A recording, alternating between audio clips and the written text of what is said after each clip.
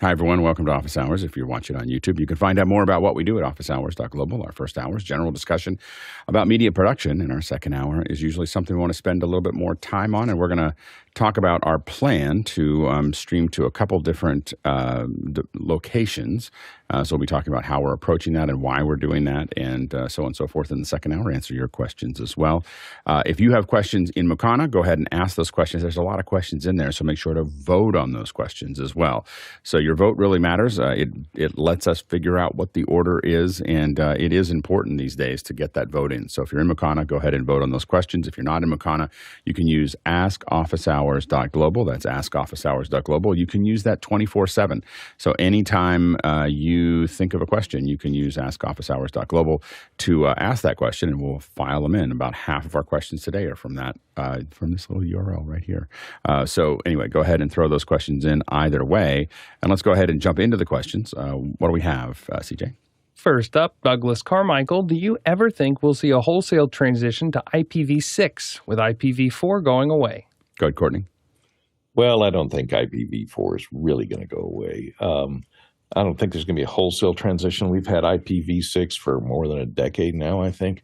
And the transition hasn't gone very fast because everyone switched to NAT for their home machines so that you only have one IP address per location. And that eased the pressure on the fact they were running out of numbers in IPv4. But I don't think it'll go away because there's so many millions and millions and millions of IPv4 Internet of Things out there that only use IPv4 because the chipsets only support it. And so I think in order to support those, they're going to either have to be on a IPv4 supporting router to do the network address translation, or they're going to keep IPv4 around and the internet as well. I haven't seen almost anything. All my routers are connected to IPv4 and not IPv6. So I haven't seen a wholesale transition. Yeah, I mean, there's obviously a strong reason to do it because we're running out. We are running out. And when you talk to, if you're trying to get your own static IPs from an ISP, they're like, what do you need them for? Like what? Why do you need us to give you these? So they're handing them out very jealously, like not wanting to hand them out because they don't have that many left. But the problem, I really think that the problem is that while most people don't even know what the IPv4 numbers mean, the IPv6 just looks like gobbledygook to a lot of people, and I literally think that's part of their problem is, and I know that why they did it so they can have a lot more numbers and not a lot of space, and so it totally makes sense of why they did it. But I think that with IPv4, I can look at it and understand what's going on I can just glance at it and understand.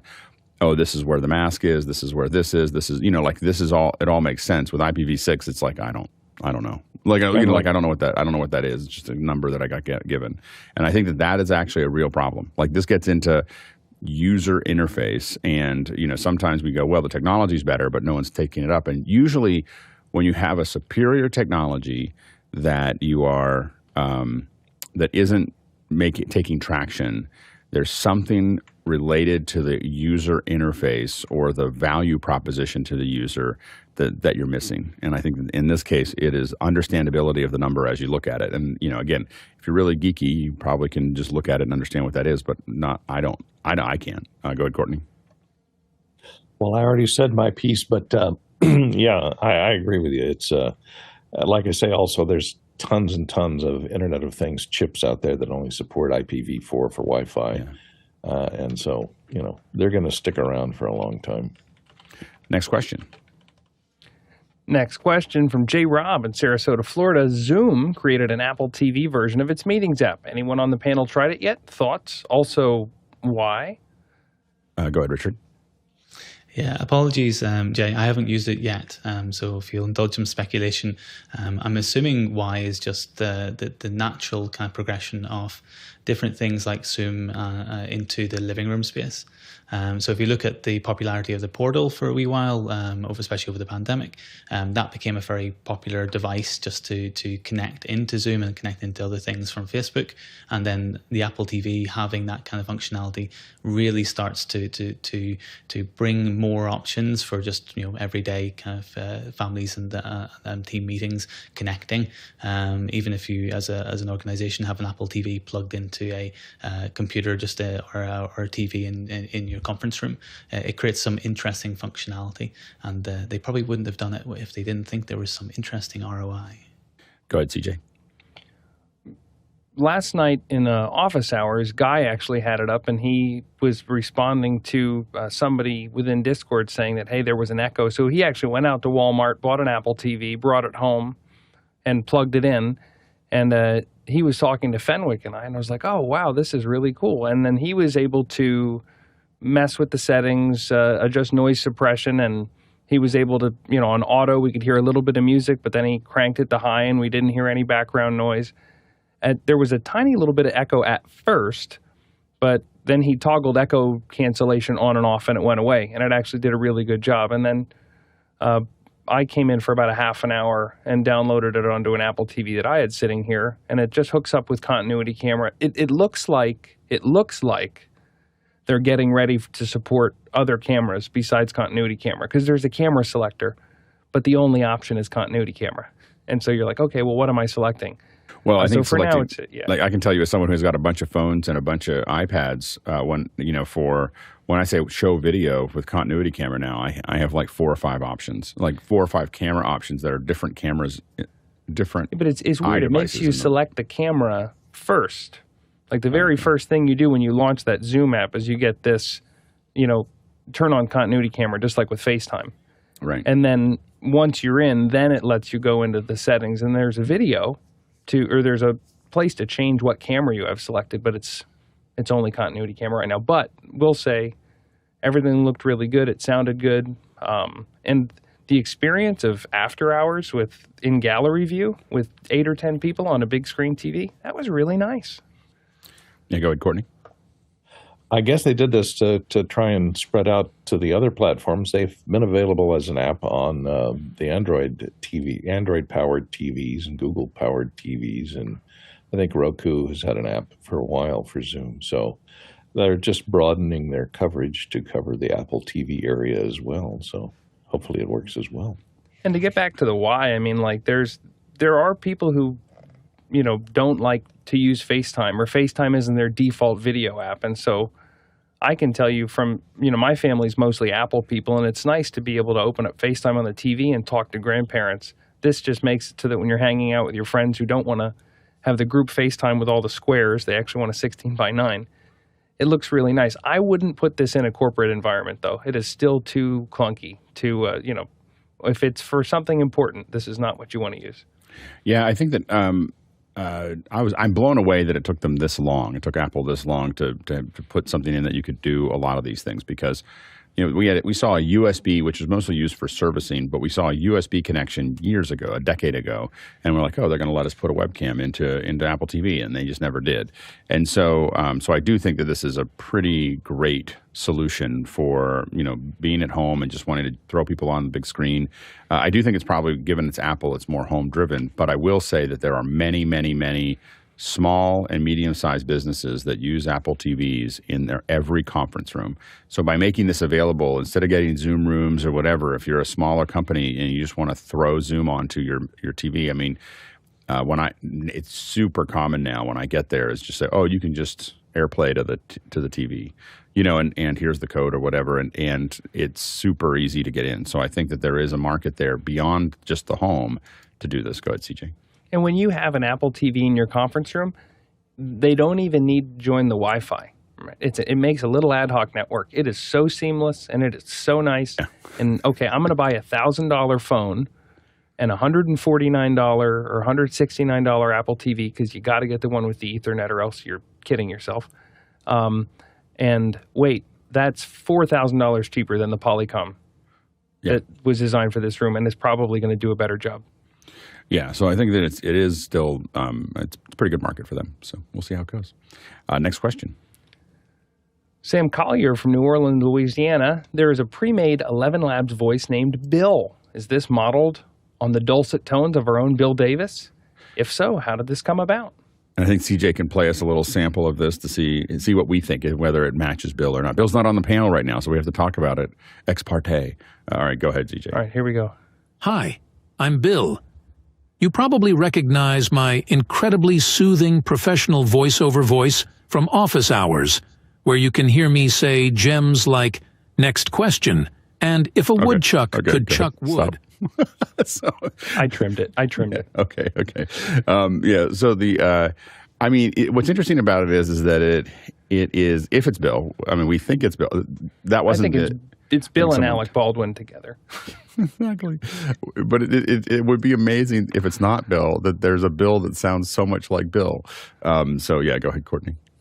Yeah, I didn't know if, does 11 Labs take external submissions? It's coming up as a default voice on that, or is it? It is a default voice. We don't know. We don't know whether Bill reached out to them or didn't reach out to them or how that worked. I just have no idea whether that's Bill or not, but it is the irony of it being not Bill, but being Bill, but sounding like Bill would be high. You haven't seen a Courtney show up on there, have you? We should take over. This should be the 11 Labs takeover. We should submit, hey, and so you could have all of the different office hours, because there's not an Alex. I don't think there's an Alex yet. There's an Adam. Adam is by the way, in 11 Labs, I think we established this on a show earlier this week. Adam is the voice that you hear everywhere, everywhere. Every YouTube creator who has a broken accent, every YouTube creator, every TikTok that has that it's that a little known fact is blah blah blah blah blah. But the funny thing is they didn't even go to the second voice. They literally, Adam. It appears that they just went to 11 Labs and that was well, that sounds good, and now it's become the standard. But that is the voice of the internet now. Is the Adam. I mean, I hear it everywhere. I started saving the videos with that voice, trying to figure out where does that voice come from? What is that voice? And finally, I already subscribed to 11 Labs, and so I jumped. I was like, I wonder if it's just in 11 Labs. Didn't take very long. Went to the very first one, and it was like, oh, there it is. Well, maybe you could try Genesis, the new AI from Google, and see if it can figure out who's this voice. Oh, who Adam is? Yeah, I don't know. I just know that 11 Labs is based on. Yeah, but I'm now. If Bill got in, I definitely want in. I want.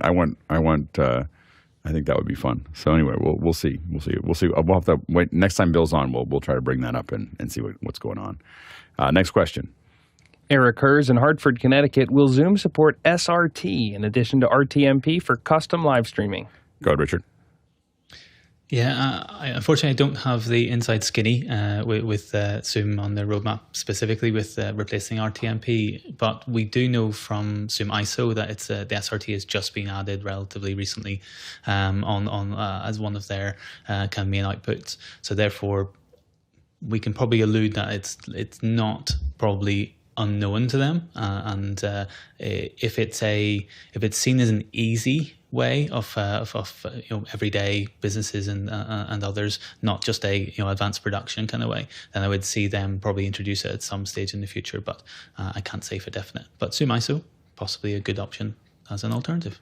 Yeah, absolutely. ZoomISO is supporting SRT, and it is obviously the team knows about SRT, and I think that part of it is where will a lot of the support go across the social platform. So we already know that YouTube is experimenting with SRT as an ingest point. So I think that once YouTube supports it more widely, I think that there's more pressure to support SRT because it's a much better mezzanine delivery than RTMP. RTMP is pretty long in the tooth. And so SRT is going to be a better solution, and YouTube's already experimenting with it. So we'll see when YouTube makes it more widely available. I think that's when it would make sense for Zoom to do it. Right now, Zoom would do a bunch of engineering and no one would use it because there's just not many people know where to go with it. So, but I would. But Zoom and ZoomISO now does it, right? You could just take your program out, I believe, in ZoomISO and send it. Is that right, Richard? You could take. Well, you can probably, because you can assign it as an output, so you can just assign active speaker, right? Or you can, depending if you want to take vanilla Zoom, I'm sure there's other kind of options of ways of doing it, but that's one of the easiest ways. Yeah, absolutely. Next question. George Ha from Talon, Oregon. Our client booked a room without enough setup time, as their previous production company worked this way. We didn't have enough time and had a few issues. How do I convince the client that the lack of access to the room caused the problems? It's from the QR code. Go ahead, Richard. I think this kind of question falls under the, if you find a really, really good way, tell the rest of us. Because everything else is just, this is what we've tried, and sometimes it's worked and sometimes it hasn't. Most clients, it's about kind of trying to make the connection between, more setup time equals a less stressed environment for our team, for your team, and for the audience, a better product at the end. So again, less stress in the setup, less means that we can find glitches, we have time to solve problems, and we have time to polish and make it better. So trying to make those two main connections. In this kind of day and age as well, we're usually less expected to kind of get into somewhere and rush and get it done. It's not the 1970s where everyone has to be incredibly stressed to deliver something specifically on time. Understanding that a unstressful work environment is practically a given now. So having more time just means that doesn't always look better, but it does feel better to do. Because I come from theatre, a lot of the adages of the audience will never know there was a problem on stage. It often comes to mind, but because you get it done, but the feeling of how you get it done is massively different. And that kind of feeling of the team, of their team who are on the ground, as well as then the audience, that often kind of comes through. So trying to make that connection is really important. Sometimes we've stipulated, we have to get in at this time, and that sometimes depends on the client. And different contracts can give you different leeway on different ways of kind of stipulating your needs. But often a slightly softer approach of, I will, this will look better and feel better and make us all feel much more relaxed in doing this. It's not about it will cost no more money always. It's about this will be a better working environment. Often kind of gets people over a certain hurdle, but it's also a very hard thing. Go ahead, CJ. You've got to be really careful here. Don't win the argument and lose the sale, because if you try to convince them that, it was somebody else's fault, and then you're shifting blame and pointing fingers, it puts you in a tough spot. What you want to do is don't focus on the past, focus on the next job. If this is a client that's bringing you repeat business, don't try and litigate what went wrong. Just focus on how you're going to do it right next time. And then be a little firm with the time that you think you need to make sure that you're delivering a quality product. Fix it in right? Set that expectation way ahead of time, so that way we're not in the situation trying to figure out what went wrong. Go ahead, Courtney. Yeah, I like to not put this on the client, although the client should book enough time for you to load in and get everything hooked up and be ready to go at a specific time. When I'm going into a venue that I've never been in before, I always like to know what I'm getting into. So a lot of times without charging the client, or even sometimes letting the client know, and that can get you into trouble a few times, I will visit the venue and check out what they've got going, even if there's something else in there at the time. I won't be able to hook anything up and try it out, but I'll be able to see, what the dimensions of the venue are, if I need to bring extra cables, what the interconnects are, if I have to connect to their sound system, do they have a local mix panel? What is it? Are there inputs and outputs? Are there tie lines between the front of house and the stage? Those kind of questions that you don't want to be surprised with when you show up an hour before the event's supposed to start, because they've only been able to get you into the event at that point. If you know all those key answers, you can come prepared to handle any eventuality that may show up, and without it causing any stress on the client so much, or your relationship with the client. But you do have to kind of eat the cost of showing up. I don't charge them for a prep day or anything. Yeah, I don't know how long not enough time was, so it's kind of hard for me to quantify what your challenge was there. What I will say is that the most important, if someone doesn't give me enough time to set up or doesn't give me what I need, usually there's an email that comes out sometime before the show a week before the show, 2 weeks before the show, a couple days before the show, going, hey, we don't have the resources that we need. We don't have the time that we need to do to guarantee this project. Here are the issues that you may see. There may be some bad edits. The audio may have some glitches. These are the risks that we run because we don't have the resources. Of course, we're going to do everything we can to make it work, but we want to make sure that you know that by not having these things in place, there could be some unexpected issues. We say that that these happen because of that after the fact is very hard. Like saying them beforehand, going, hey, these could be problems because we don't have enough time to get set up, is kind of what we call a CYA email.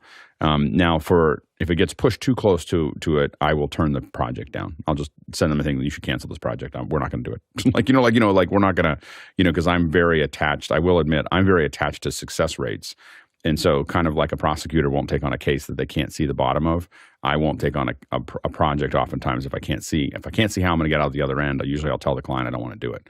And that usually is a wake-up call. I've never had a client move on, to be honest. I've always had them like, that's a straight conversation. And when there have been a handful of clients that said, well, if you can't do it, I'll find someone else. And I said, you should. And I just got to watch a 737 just go end over end over end down it was just a disaster of a live stream. Every time I've told them it was too dangerous to do, because I'm pretty good at what I do. If I can't do it, I know that there's not that many people out there that can. And so they've wrecked it. And then they come back and they're so much nicer after that. Everybody's much more flexible after they've taken someone else on. The other question that I would have there is, why are you the new production company? Most companies don't move to a new production company if their other production company was doing well. So why did they choose you? Because the other person was having glitches too. Maybe it could be connected to the fact that they're not giving you enough landing. No one can land on that strip. The other side of that is that I build kits. When someone doesn't give me enough load-in time, a lot of times I tell them, well, this is the stuff that we can't do reliably. So we can do this, but we can't do all of these things if we don't have the time to do it. I also build kits that can be loaded in very quickly. So I have a kit that, we built a kit for PixelCore that we built for other companies, for big Fortune 5 companies, to use to roll in. And it could be set up in 45 minutes with a 3-camera shoot, free speak, comms, up to 6 mics, all of that could be done in 45 minutes, and they're all PTZ cameras and everything else. But that was because it was 3 rolling racks completely set up. You take the ends of the racks became the tables. Everything was pre-built. Everything was marked. Everything was like, there's snakes that go between them and you just go blunk, blunk, blunk, blunk, blunk. And so it would take us a month to build the kit that would set up in 45 minutes. So you can build kits that way. We had to load in, there was a lot of challenges oftentimes to load in the White House. And in the Roosevelt room for the first one, I had 45 minutes to set up. I practiced that for a week. I marked everything. I took it down and put it together 2 or 3 times a day until I could just do it in my sleep, because I knew that was the time that I had to load in. So, I wouldn't necessarily say that that's what you should do every single time, but how you build the kit, how you mark the kit, rehearsal with the kit, and especially if it's a new client, if you're having a new client that is coming in and having you do it, sometimes you have to look at their first job as you're not trying to make money on that first job. Everyone wants to make money on every job. The first job I did for Google, they had I think 5 or 6 companies fail. So they had the problems that you had. There were glitches and things, and these were with like A-level actors and stuff like that. This is for Hangouts, and streaming to Hangouts was not. There was no Hangouts on air. There was a Hangout product that barely worked. There was YouTube Live that wasn't released yet, and they were having companies having trouble. So I got a $5,000 job. I then spent 2 whole weeks with 3 of us figuring this out. Like how are we going to do this, and how are we going to roll in, and how are we going to do this, and we kept on testing it, and we kept on failing. If we had gone and treated it like any other production, we would have failed. We definitely lost a lot of money on that first project, and then did a lot of work because we didn't fail. So sometimes it takes you having to change all your molecules to fit into that piece and prove that you can do it and figure out how to do it. And then after that, then you're off to the races, and money starts coming in on the other end. You can't do that with every job that comes in, but definitely one that looks like it's a big company. There's a lot of opportunity. Sometimes you're going to have to invest time and effort into making, figuring out how to fit into the box that they had. As Richard said, that sometimes it's you figuring out how to, get into the right angle to slide into that piece. And if you're the one that can do that, no one else can. It's job security. Next question. Vic Hernandez in Springfield, Missouri. Couldn't there be some type of audio watermark used to prevent Madam A from being triggered by the Amazon commercials? Go ahead, Courtney. There is. In fact, the Amazon system that processes the voice input from the A lady and the Google Home person are loaded with the sound from all their national commercials, so that it may light up because it'll trigger the trigger word, but then as soon as it hears its commercial, it shuts down and doesn't answer. So I found that when I've got the TV on and blaring and the A-Lady commercial comes on, it'll light up, but it never responds because they've preloaded it with the signature of that commercial. And so if it hears that commercial, it just doesn't respond. Same thing happens with Google. Next question. From the QR code, Craig Godoki from Toronto, Canada. The social stigma of green bubbles has come to a head. Chat app Beeper claims their app can send genuine iMessages from Android phones. How long before there's an update from Apple? Go ahead, Courtney. Never. Apple will try and keep that distinction as long as they can until there's an uprising, I guess. But this company that has set up this third-party application, I think they're running their own server that's running on the no, this is a different one. This is not their own server. This is not the one? No. How's this one working? They are identifying themselves as they're identifying themselves as an iPhone inside the Android. Okay. They're as a device, and so it is still technically a encrypted piece. I think CJ has the outline here. Go, I think it's always encrypted anyway, but well, going through somebody else's server was a bad idea. Right. Like that was a suicidal idea. Don't give away your iCloud credentials to anyone ever. Yeah. Put them in the safe and then lock the safe key in a safe deposit box, because that's your life. But it seems, judging on the Apple Insider article that I read, it seems that they're actually some 16-year-old security expert, which I laughed at the title, but hey, he's smarter than I am. A 16-year-old security expert figured out how Apple's authentication system works as far as their encryption goes, and is able to spoof it to make it think that it's an iPhone. So the message is still end-to-end encrypted, they claim. And Apple, because of the way that their system is architected, they can't tell that it's not an iPhone that's sending the message. So it's pretty compelling. I don't know how they make money. Well, I do know how they make money. It's $2 a month. They're probably going to make a lot of money, actually. $2 a month after you try it for 30 days. It shows up just like a regular iMessage. There's some functionality. I think some of the tapbacks were a little different, but I am still skeptical, even with this showing up on Apple Insider and claiming to be vetted, and we have this nice little graph, but well, don't you have to have an Apple ID to use it then? No, it just uses a phone number. They've totally circumvented that system. Yeah. It's just bizarre, but I just don't trust it. I think it's a bad idea. I mean, to try it, but people will. The hard part that Apple has, there are some challenges to it. Number one is I think that Apple will find a way to handle it, but the problem is really backwards compatibility. Apple could very easily just say, they could add something that checks for it, but the problem is that what about the person with the iPhone 6 that hasn't updated their operating system for, forever? Are you going to be able to identify that as an iPhone? That's what's protecting these guys right now is the fact that Apple has to deal with so many old devices. If they didn't have to deal with old devices, they'd be able to flip this in a heartbeat. But they may have trouble fixing this. I'm not saying they won't. I'm just saying it'll be hard. Go ahead, Courtney. Can't they just enter the phone number into the database and use the IME number tied to that phone to determine whether it's an iPhone or not?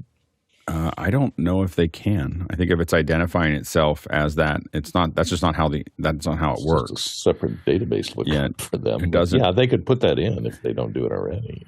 Yeah, I think doing it across countries and, I don't think that they have that access. I think that that's a handshake that it identifies that it's a phone, that it's an iPhone as it connects to that phone. It doesn't have a database from the phone company. That comes from the carrier, really, yeah. It doesn't come from the carrier, though. It comes from the first handshake. When it handshakes with that phone number, it makes a decision about whether that phone number has been identified as an iPhone. So if it comes on and identifies as an iPhone, it will be an iPhone to it.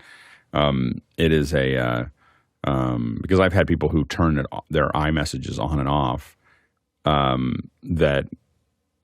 So I saw them with blue bubbles, and then suddenly they had green bubbles, and I was like, "Oh, did you get a new phone?" No, I turned off iMessages because I don't want Apple to blah blah blah. I was like, "What are you talking about? You chose a green bubble on purpose?" I was like, "That's crazy." Anyway, so I think that we'll see. I have a feeling that Apple will tighten this one up pretty quickly, though. I give it 6 months on the outside. Next question. Douglas Carmichael, would the panel know of a keyboard palm rest similar to this one for a 14 or 16-inch MacBook Pro? Go ahead, There's Courtney. a link. I don't know. And I looked at this, and, the whole point of a palm rest is something that's soft. And these are very pretty. They're wood, and they're a great palm rest if you're using the touchpad, but they're not really a great palm rest if you're using the keyboard on a laptop, because the keyboard is so far away from the palm rest that if you're using the keyboard, you're not resting that on your palm. So for a regular keyboard, I use one of these. Hold on. Which is made out of old squishy worms for lures. I think it's that squishy vinyl, and it's a nice soft. That's what you want your wrist resting on to prevent carpal tunnel syndrome and pinching. You don't want to pinch the nerves in the bottom of your wrists. And I think resting on a hard piece of wood kind of defeats the purpose. Looks nice, but Go, CJ. When I got one of those Keychron keyboards that sits up a little bit higher than the low-profile one, they were selling these with them, the little wooden ones. And I'll say it just gets the angle of your wrist that you're not hovering it in the air. It just allows you to rest it and still comfortably type. I was skeptical of the wood, but I thought it was pretty, so I bought it. And I actually like it a lot. So Keychron makes these, and they might have one in your size because they make all different sizes of keyboard. if not, Fenwick can probably make you one because he's a pretty good and it'll be a lot nicer. craftsman. Yes. Next question. Todd Rains from Allen, Texas. Does anyone know when the Blackmagic Design Micro Studio Camera 4K G2 is shipping? I am still waiting. Go ahead, Richard. Yeah, Todd, I'm right there waiting with you. I contacted our supplier here in the UK because we have two ordered with them just to earlier when I saw the question, just to ask whether he knows an ETA. Usually Blackmagic's not going to necessarily tell people in my experience, but he is not aware of any ETA, but he did tell me I'll be the first to know. So once he tells me, I'll tell you. Next question. David Brady from New York with the Magewell Director Mini. There's a blaring omission of RTMP-S support. Are there underlying hardware requirements or licensing restrictions? There's some added code. I don't think that there's any licensing restriction to RTMP-S, and I think that there is, and I don't think there's any hardware that requires it. I think it's a code, it's a part of the handshake. And I don't know why they wouldn't want to do that, because I believe that, I think Facebook actually requires it, if I'm correct. So I do think but I don't think it needs any kind of hardware or licensing for it. And it is an odd thing to leave out. I mean, it did take a long time. So when RTMP-S started to roll out, and especially when Facebook started to push it, it did, for whatever reason, took a long time for people to incorporate RTMP-S into their systems, Elemental and others. So it may be more of a lift than I know of. It wasn't something that happened overnight, but I also think that I'm wondering whether they feel like there's enough support. Sometimes companies just look at like, how many people are calling us about this? And when there's not a lot of people calling them about it, they go, I don't know if it's really worth it or not. It's just engineering resources. So they may be leaving it out because they just don't see. So definitely file a ticket with them to make sure that you're one of the people. And if you're watching this and you want to see RTMP-S, I think that part of the challenge is there's a lot less live streaming to Facebook, which is one of the big was one of the big pushes for RTMPS than there was. I don't know how much is actually going on Facebook now. When Facebook kind of changed their algorithms, they kind of lost the advantage of using that platform for streaming. And so we'll talk about that in the next hour. It's not that it's completely useless, but it's not a particularly the uptake isn't it's not really worth a lot of extra trouble. A lot of people skip it. So like we're going to do it as a researched process of like seeing how long people watch and seeing how many people watch and making sure we understand how to go to the platform.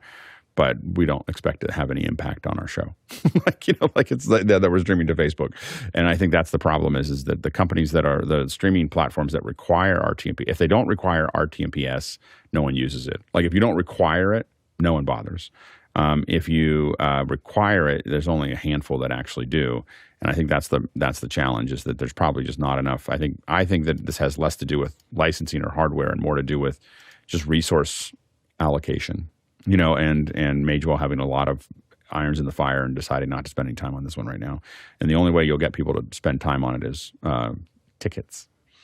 Next question. Joe Phillips from Murphy, North Carolina. CJ, like the look of that new X3. Your thoughts so far, and what does the panel and Mickey think of it? Go ahead, Courtney. Well, we'll see what CJ thinks of it. I think that unlike children who should be seen and not heard, microphones should be heard and not seen. So the look of it is less important to me than the sound of it. And I think it sounds great. The difference between the 2s and the 3s, I'm using the X2, the Tech Zone Stellar X2, and he's talking about the Tech Zone Stellar X3, I'm assuming. Which is what he's using as CJ's using as his microphone. It has a low frequency roll-off and a 10 dB pad in it, and the 2 does not have that. So it's a little bit different circuitry in it, but I think it uses the same capsule, so I think it sounds nice. But I just wish it weren't sticking up in the shot like that. Go, CJ. I don't have much to compare it to. When I was inspired to improve the way that I presented in meetings, thanks to all you folk, everybody was on the Stellar X2 train, and then when I looked on Amazon for a Stellar X2, the X3 was on sale for $50 more, and I said, well, why not? And now every time we do a sound check, I feel like I'm a one-upsmanship contest, and that's not what this is. I just don't know any better. But so far, I think it's great. It's just wonderful. I bought the X2 like right before the X3. I bought it to test it and then just kept it. I think the X3 sounds really good. I'm a big fan of putting the mic in the shot because physics. I'm a big physics person, and the closer you get to the mic, the less you hear anything else around it. So I like to be a solid 2 inches away or 2 or 3 inches away from the mic. It does in my room. If I get much further away, you start to hear the room. So I think it depends on the room that you're in. But I try to. I have to admit that I socialize putting the mic in the frame on both mine and every meeting that I'm in. And the reason I have another one, I have a shotgun right here. So if I choose to, for whatever reason, not have a mic in the frame, I've got a shotgun that sits right outside a frame here that I can loop up and turn it on. I don't use that very often, and mostly because even though I might be able to sound okay, wow, does a lot of people sound horrible on their and I have to listen to that in meetings every day, and I am so so I'd rather have them feel like they could put a mic in there and they could talk into a mic, because it's not for them, it's for me. Like it's really for me to not have to listen to them, and so I hate reflections in audio, and I just want people to get close to the mic so that I don't hear those reflections. And so I think that's I have less fan issues, less surround issues, less everything because my mic's closer to me. Go ahead, CJ. Sometimes it's a matter of, it's a little bit of politics in terms of whether or not I choose to have the mic in the shot. If it's not my meeting and it's a meeting where I'm, a guest with a lot of other people and I'm the only one or one of 2 or 3 people that's remote and everyone else is in person, I don't want my mic to become a topic of conversation. It costs a lot of money to have this meeting. And if I think it's going to be a distraction and I'm not even talking that much anyway, I'll turn it on its side and push it slightly out of frame. But that's, 5 out of 100 meetings. I'm usually the one that's running them, so it's fine. It usually is an opportunity for me to underline why great audio makes a difference in a meeting. So even if it comes up in the meeting, it usually is an opportunity for me to use my favorite tool, which is shame and ridicule. Yeah, they couldn't figure out how to make the conference room microphone work. So I got the laptop at the head of the desk, and then the person at the other end of the desk is a quiet talker, but then the person who has the laptop is going to talk under his breath to the guy next to him. And let me tell you, it's a great experience. Yeah. So I use it as a little bit of a cudgel. Go ahead, Courtney. Yeah, and you can thank the late night talk show television shows for normalizing having a microphone on the desk and in the shot, because Johnny Carson always had that RCA microphone on the desk, and even though it was never hot, he had since they went to lavaliers, his lavalier was the primary source, and a lot of the late night shows, Tonight Show, carried on that tradition of having a mic on the desk for many years, and it became a prop. So it's acceptable. I actually think that a lot of it has to do with the YouTubers and a lot of podcasters and radio shows. As radio shows started to broadcast, what you see are SM7Bs everywhere. And so you see lots of arms because they're doing podcasts, they're doing radio shows, and the bottom line is that a radio mic 2 or 3 inches away from your mouth will sound better than most other things. And so you see these RE20s and these SM7Bs, and you see everybody in the shot, and you're like, wow, that sounds really good. It sounds a lot better than the YouTube video I was making. And so I think that helps socialize it as well. And you see it all over YouTube and all over radio live streams. Is they're not going to give up, because and I don't think they start playing with where can I put the mic. They watch a TV show. Like if you watch a Sunday morning, when you watch a but I'm talking like Rogan, the Rogan Experience, or the Howard Stern show. The Howard Stern show. Here's how not to do it. U87 right up here, and Howard's right there. Yeah, no, he doesn't. I think he has I think it's a 102 or 103. Well, maybe it is. It's like a little. And he's got a little. I think it's a Neumann 103 TM 103. And so because I have the one. I think I have the 102. I can never get the two of them. It's complicated. I have the one that's the same form factor as Howard Stern. I just don't have the same, because when you do this enough, you watch everybody's mic. You're like, oh, they're using this, blah blah blah blah blah. So anyway, so I think that socialization of radio shows has really made it people like, oh, it really does sound a lot better. And if you compare it to like just watch a Sunday morning roundtable like This Week with George Stephanopoulos or Meet the Press or whatever, and just close your eyes and listen to how bad that audio is. It is you don't notice it because you're watching video, but it is an unmitigated disaster from an audio perspective. Like it is just, there is so much reflection and so much noise and so much other stuff. And so if you actually care about the audio, you usually get rid of lavs. Next question. From the QR code, it's Chester Sweeney in Las Vegas, Nevada.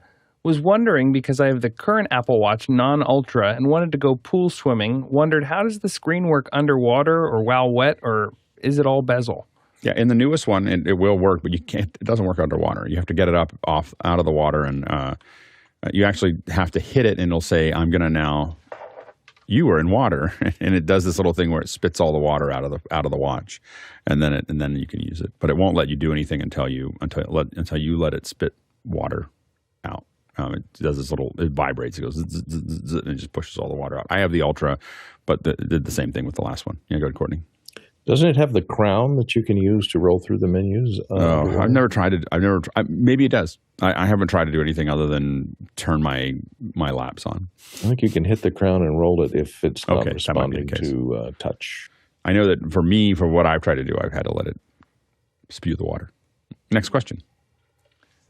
Another QR code from J. Rob in Sarasota, Florida. IT departments warn about the dangers of AI attendees, Otter AI, etc. What's the fear? Recording, transcribing confidential meetings? This has always been possible. AI just makes it easier. Anyone seen or care about it? Should office hours have an AI panelist? Go ahead, Richard. Yeah, I think the fear, because we haven't got over this as a hump. I tend not to bring things like Otter into a meeting, but I also use it as a after the meeting to transcribe to get specific action points. I will often upload the audio recording into a thing into Otter or other similar apps.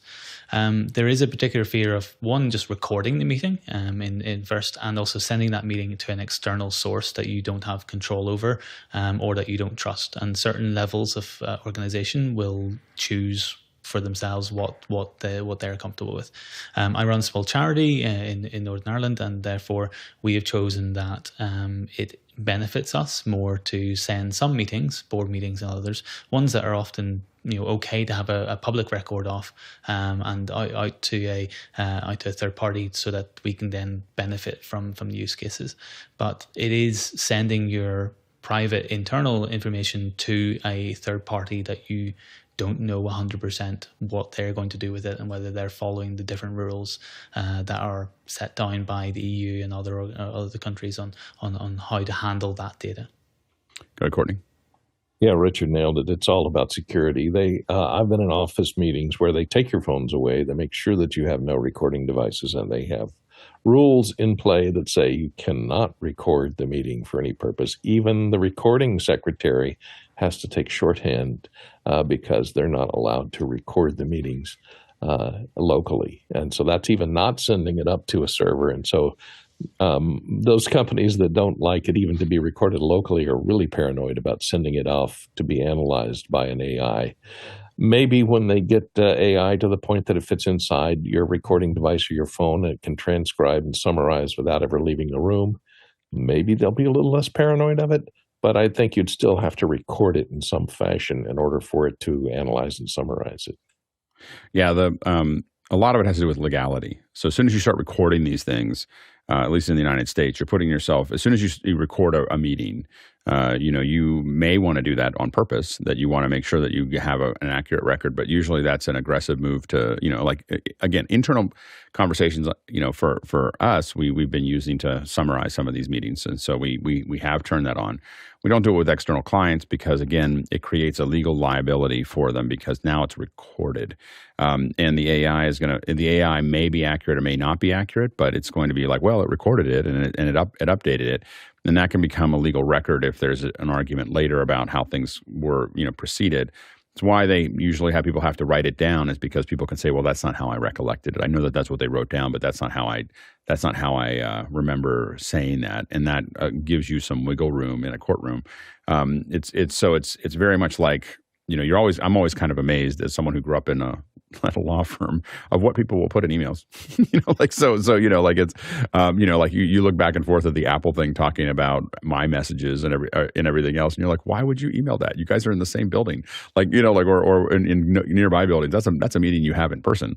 And so that's to get back to it. I think that sometimes you want to be able to, and it's not just for nefarious reasons. Sometimes you just want to hash things out and people are brainstorming and you don't necessarily want to write all that down because you don't know if that's what you believe. You are trying to figure things out, and it can become very stifling to worry about everything that you say being recorded or written down. And so I think that's why a lot of people want to just be able to hash things out. I know that a lot of times, we've talked about the fact that when you email someone, you're trying to get a record of it. And when you pick up the phone and call them, when someone calls me that I email a lot, I know that something needs to be hashed out. We're trying to hash something out and we don't necessarily need a record of it. So I think that's probably the resistance there. Next question. Larry Avery from Sandy Moss, California, and the QR code says, from my earlier question, Alex convinced me not to round-trip Premiere to Resolve and back. If I one way after much editing with Premiere, how much work will be left behind? In essence, what doesn't translate over well? Transitions, other effects? Go ahead, CJ. I'm probably way over superstitious about this, but I almost treat when you're communicating between two programs like that as like an EDL. I want timecode in and out with handles. I don't want anything else because I have too many times, whether it was sizing or a transition that was funny or you put on a color effect because you wanted to put a LUT in Premiere so that you could see it, and now it's interfering something in my color pipeline on the other end. I try to give as plain Jane as possible when I'm going from Premiere into Resolve, and then I can do the finishing in the program that's for finishing. I really, really just don't trust it to translate anything well. I've been burned once or twice. Yeah, and I think that as you, there are definitely times when people are embedded into Premiere and they have reasons they want to use Premiere. If you're going to do a color, this is the weight that Resolve is adding to this whole system, which is that at this point, I wouldn't have said this 3 versions ago of Resolve in version 15. At version 18.6 or wherever it's at, if you're working by yourself, if you're working with someone else that uses Premiere, I would follow exactly what CJ said. If I think I'm going to finish in Resolve at this point, I would just start in Resolve. Like I would, I don't see a considerable difference in the editing speed between Resolve and Premiere. I do see a considerable change between Resolve and Final Cut. There's like a 5x speed difference between the two. But I will say that I don't understand why, if you're an individual, I don't understand why you would use Premiere if you're going to finish it in Final Cut. If you're a big company and people have a Premiere pipeline, then that makes sense, and I would do exactly what CJ said. Next question. Douglas Carmichael says, on the John Mayer acoustic tour, the front-of-house engineer not only used a Gamble EX68 console, but also had no wireless because, quote, there's something rewarding to a mic or instrument on a cable into an analog desk. Is there a sonic advantage, or is this just talk? Go ahead, Courtney. Well, a lot of people think there's a sonic advantage because, think of it, when you're using a wireless mic, and these days, almost all wireless mics are high-end wireless mics are all digital these days. So that means the A to D converter is in the wireless body pack or transmitter. Also, the preamp for the microphone is in the transmitter. So you lose the benefit of those nice analog preamps that may have even iron on the front end of them. They might have transformer inputs, which some people like for that smooth input. So if you like that analog sound of an analog console, you're not going to get that over a digital wireless mic. You'll be going from mic to preamp to digital A to D converter, D to A converter to get back to analog, then to go into the console. And a single wire directly from the microphone to the console is a lot cleaner way to go. You don't have the process of the conversion and the quality of the preamps that are built into that little tiny radio pack. Next question. Lou Perez from Santan Valley, Arizona, just did a fresh install of Zoom 5.16.10 for Windows. Zoom crashed every 15 to 30 seconds. Any troubleshooting tips? 5.1 crashed every 15 to 30 So it's the newest one. I was actually helping Lou with this a little bit last night on After Hours, trying to troubleshoot it with him. And he said that he had an older machine that was running 5.15 from, I think that got released back in August or September, and that one was running fine. But for whatever reason, this one was crashing. And we were trying to find an older installer package to put onto the machine to troubleshoot and see if that was it. But it's a pretty vanilla setup, and it's just, and I feel bad. I'm just not a Windows guy. I didn't know what to say. Hey, go ahead, Courtney.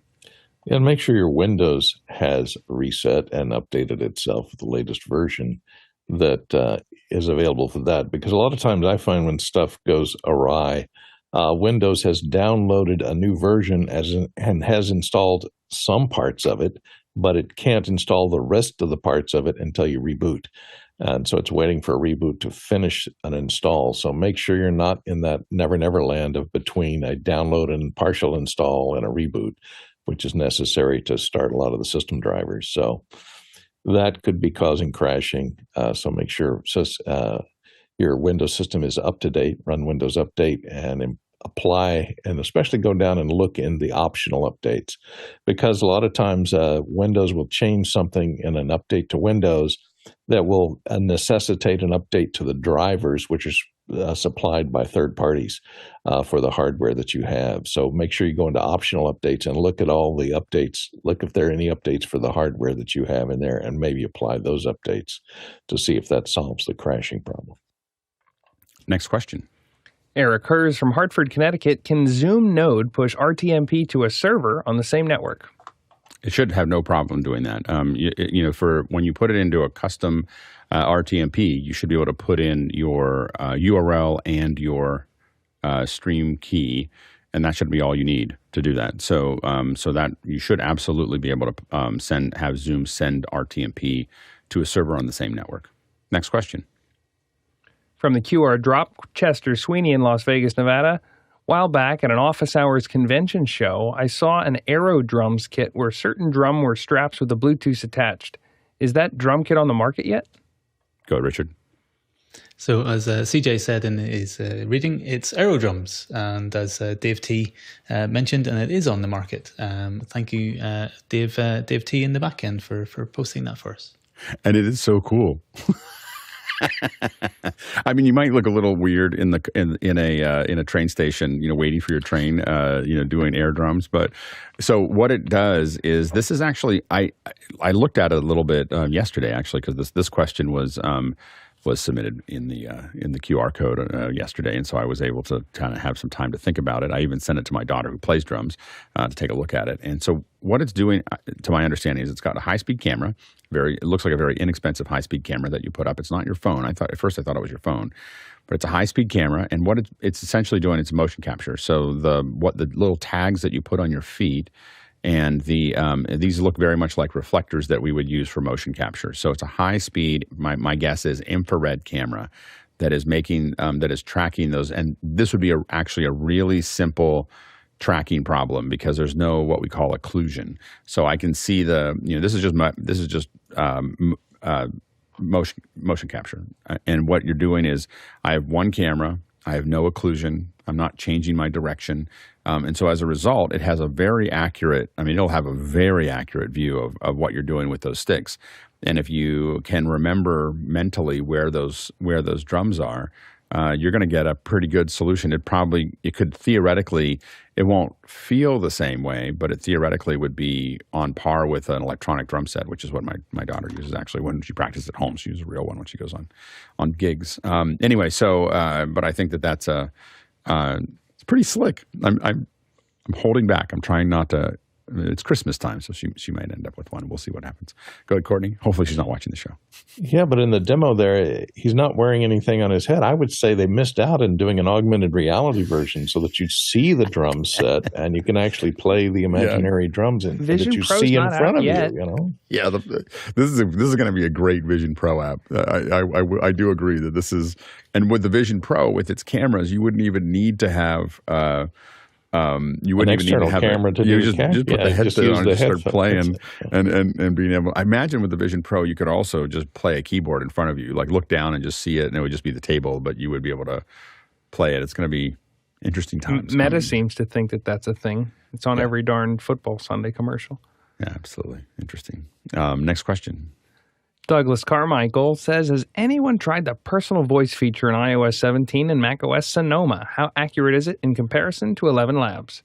So here's the funny thing about this is that when it said you have to sample 15 minutes, so this new thing that iOS 17 has, you sample 15 minutes and it's going to rebuild your voice, and then you can use that for reading things out and so on and so forth. And I was like, it's not enough. If you're going to do 15 minutes, we should be able to do 2 or 3 hours so that it gets super accurate and ask me all these different things. I was like, Siri, the woman who did Siri spent hours and hours and hours on this. We should be able to really make a great version of our voice. So I said that. And I still haven't done it because I go, 15 minutes. I see the things I have to read. I'm like, I'll get around to it. And the 11 Labs one is even longer, which, I subscribed to set up to do my voice. And anyway, so I think it's funny that that I haven't gotten around to it. And I don't know as many people who have. I do think this is going to become a more interesting thing as people start to use it more readily, because it means that eventually you'll be able to have your texts read to somebody. So someone will be listening to text coming in, and you'll be able to listen to it, but it'll be in their voice. CJ? So we're going to get a little bit into, let me tell you what grinds my gears conversation here. So it took a really long time to process, right? I have the proof is right here, September 29th. I recorded my personal voice. It took quite a while to process. I'm not sure how long. And I haven't played with it yet because I forgot that I recorded it. It took so long to process. But what bothers me is that I have this USB-C port on my phone, and I have this USB-C audio interface, but personal voice only works like this into the phone microphone. And I'm like, but I have this really nice microphone. They said, nope. If you tried to, at least at the 0.0 release of iOS 17, you couldn't USB-C into this. Huh. And it would just freeze and crash. So, that's interesting. Interesting limitation. I think that gets into like what the engineers expected you to use. Interesting. We are going to be talking about multi-streaming here in just a second. But we just a quick reminder that, of course, we have the volunteer meeting tomorrow. I'm going to send out the link today just so you have it. But it'll be 9 o'clock tomorrow after our show, our Saturday morning show. So if you're interested in being a volunteer, this is the new volunteer meeting. So if you're interested in being a new volunteer, watch out for that post in Discord. Welcome back to the second hour, and we're going to talk a little bit about multi-streaming and streaming to multiple locations, how we're planning to do it, and why we're going to do it. And then, of course, we're going to answer your questions. This will be a pretty short presentation by itself, so if you don't ask a lot of questions, you probably won't. This will probably be a short day. So anyway, so this is your chance to talk to us about multi-streaming, and I've been doing a lot of multi-streaming for a long time, and there's a couple different reasons for why we do multi-streaming. So multi-streaming, when we're talking about this, is sending this out to many, many, many different input. Well, sometimes it's just two inputs, two outputs, or two platforms. Sometimes it's a lot. Now, we've done this we do this in broadcast a fair bit by sending things out to things like pool feeds. So, for instance, on a very, very large event, one of the things that we do is we're dealing with a lot of partners, and those partners may need a lot of different, they want to have it. The problem you get into is you can tell everybody this is how you do it, and then they can either show up or not. But a lot of times you are the one trying to get PR. You want to be the one, you want people to see you doing what you're doing. So we might be doing a big event, and we want to make sure the press sees it, and we want to make sure that the online folks see it. We want to make sure that these other folks are seeing it. And so what we've done in the past is really build up a pipeline that allows us to do that both in traditional media as well as in non-traditional media. And so the way that has worked, see if I can grab my pen here. The way that has worked is that, we may have we have our source, and then what we're going to do is we're going to send it up to satellite. And so that's going to be, when you send it up to satellite, for the United States, it'll be like one satellite. For Asia, it'll be one satellite. For Africa, one satellite. For Europe, it's one satellite. To cover most of the world, or almost the entire world, you need to get to about 5 or 6 satellites, and you can cover the whole world. And what you do is you make that free to air, and that free to air means that you are that anybody can use it. And so then it's just a matter of your PR team when you put that out, telling any news organization that has a satellite uplink that they can pull it down. So that is one aspect. I'm going kind of from big to small and how we're going to do it, because ours is much smaller than that. So we put it up on satellite. That means anybody can grab onto it. Now, one of the things you have to think about, and this becomes a problem for every step of this process, what can people receive? So sometimes you were putting up do you want to put up HD? For a long time, we would put up SD. If you're putting it somewhere else in the world, you have to think about, are they PAL, CCAM, or regular NTSC? And so you think about, what are you supplying to those different locations? And a lot of times you're making those corrections before you put it up, so that it's again, a lot of them have ways to translate that. But every time you ask for a translator, they're going to need to put it through something, and maybe they have it, maybe they don't. And that affects how many people will see your product. So that goes out to, that can go out to satellite. Now, the other thing that we might do is we might send it out to what's called the switch. And the switch is it's not very good there. But anyway, so the switch is a very high quality fiber network. And what happens is when you put it in a pool feed, all the broadcasters, all the networks can all just grab onto that for free. And it costs you about $500 to do the pool feed in whatever long distance, what we call ICOD, which is the cost that it goes to the switch from. So if I'm in LA and I'm going to the switch in New York, there's what's called an ICOD cost, and that's usually I don't know what it is now. It used to be $6 a minute. to send it there, to get it over there, and that's for the what we call low bandwidth, which is 270 megs a second. And so anyway, so that goes to the switch, but the switch then we pay $500, and that means that all of the networks can tie into this. There's another one called LTN, and LTN will do the same thing, and so they all can feed into that. A lot of the LTN's a cheaper version of the switch. It's much higher latency, and it's not as reliable or as high quality, but it is another way, and a lot of broadcasters use it because it's a lot less expensive than the switch. So and so this is so LTN, they'll go out to LTN there, and so we can put these out to those. Now we get into a situation where we have people who are, especially from new media, we dealt with a situation where they don't have any of these things. They don't even know what the switch and LTN are. They definitely don't have a satellite downlink, and this can be relatively. I'm always surprised at how big the partners are that don't know how to do this. So then what we would do is oftentimes send them an HLS. So we make an HLS server, sometimes in the cloud, sometimes in hardware. We give them a pull, and they can just subscribe to that and pull it out, and they can pull it and then send it out. Some of them don't know how to do that either. And so then the next step that we get into is we will ask them, what is your, so we would literally just now, the HLS is a relatively easy way for them to do it. But then what we would do is do RTMP, to them, RTMP out, or Zixi or SRT. And what we're asking, we then talk to each one of these providers. That might be, these larger providers. What do you need for us to send those to you? And then we would build this out. Now, in the old days, we would build this out in a hardware device. We now do it in AWS is where you build these kind of things out now.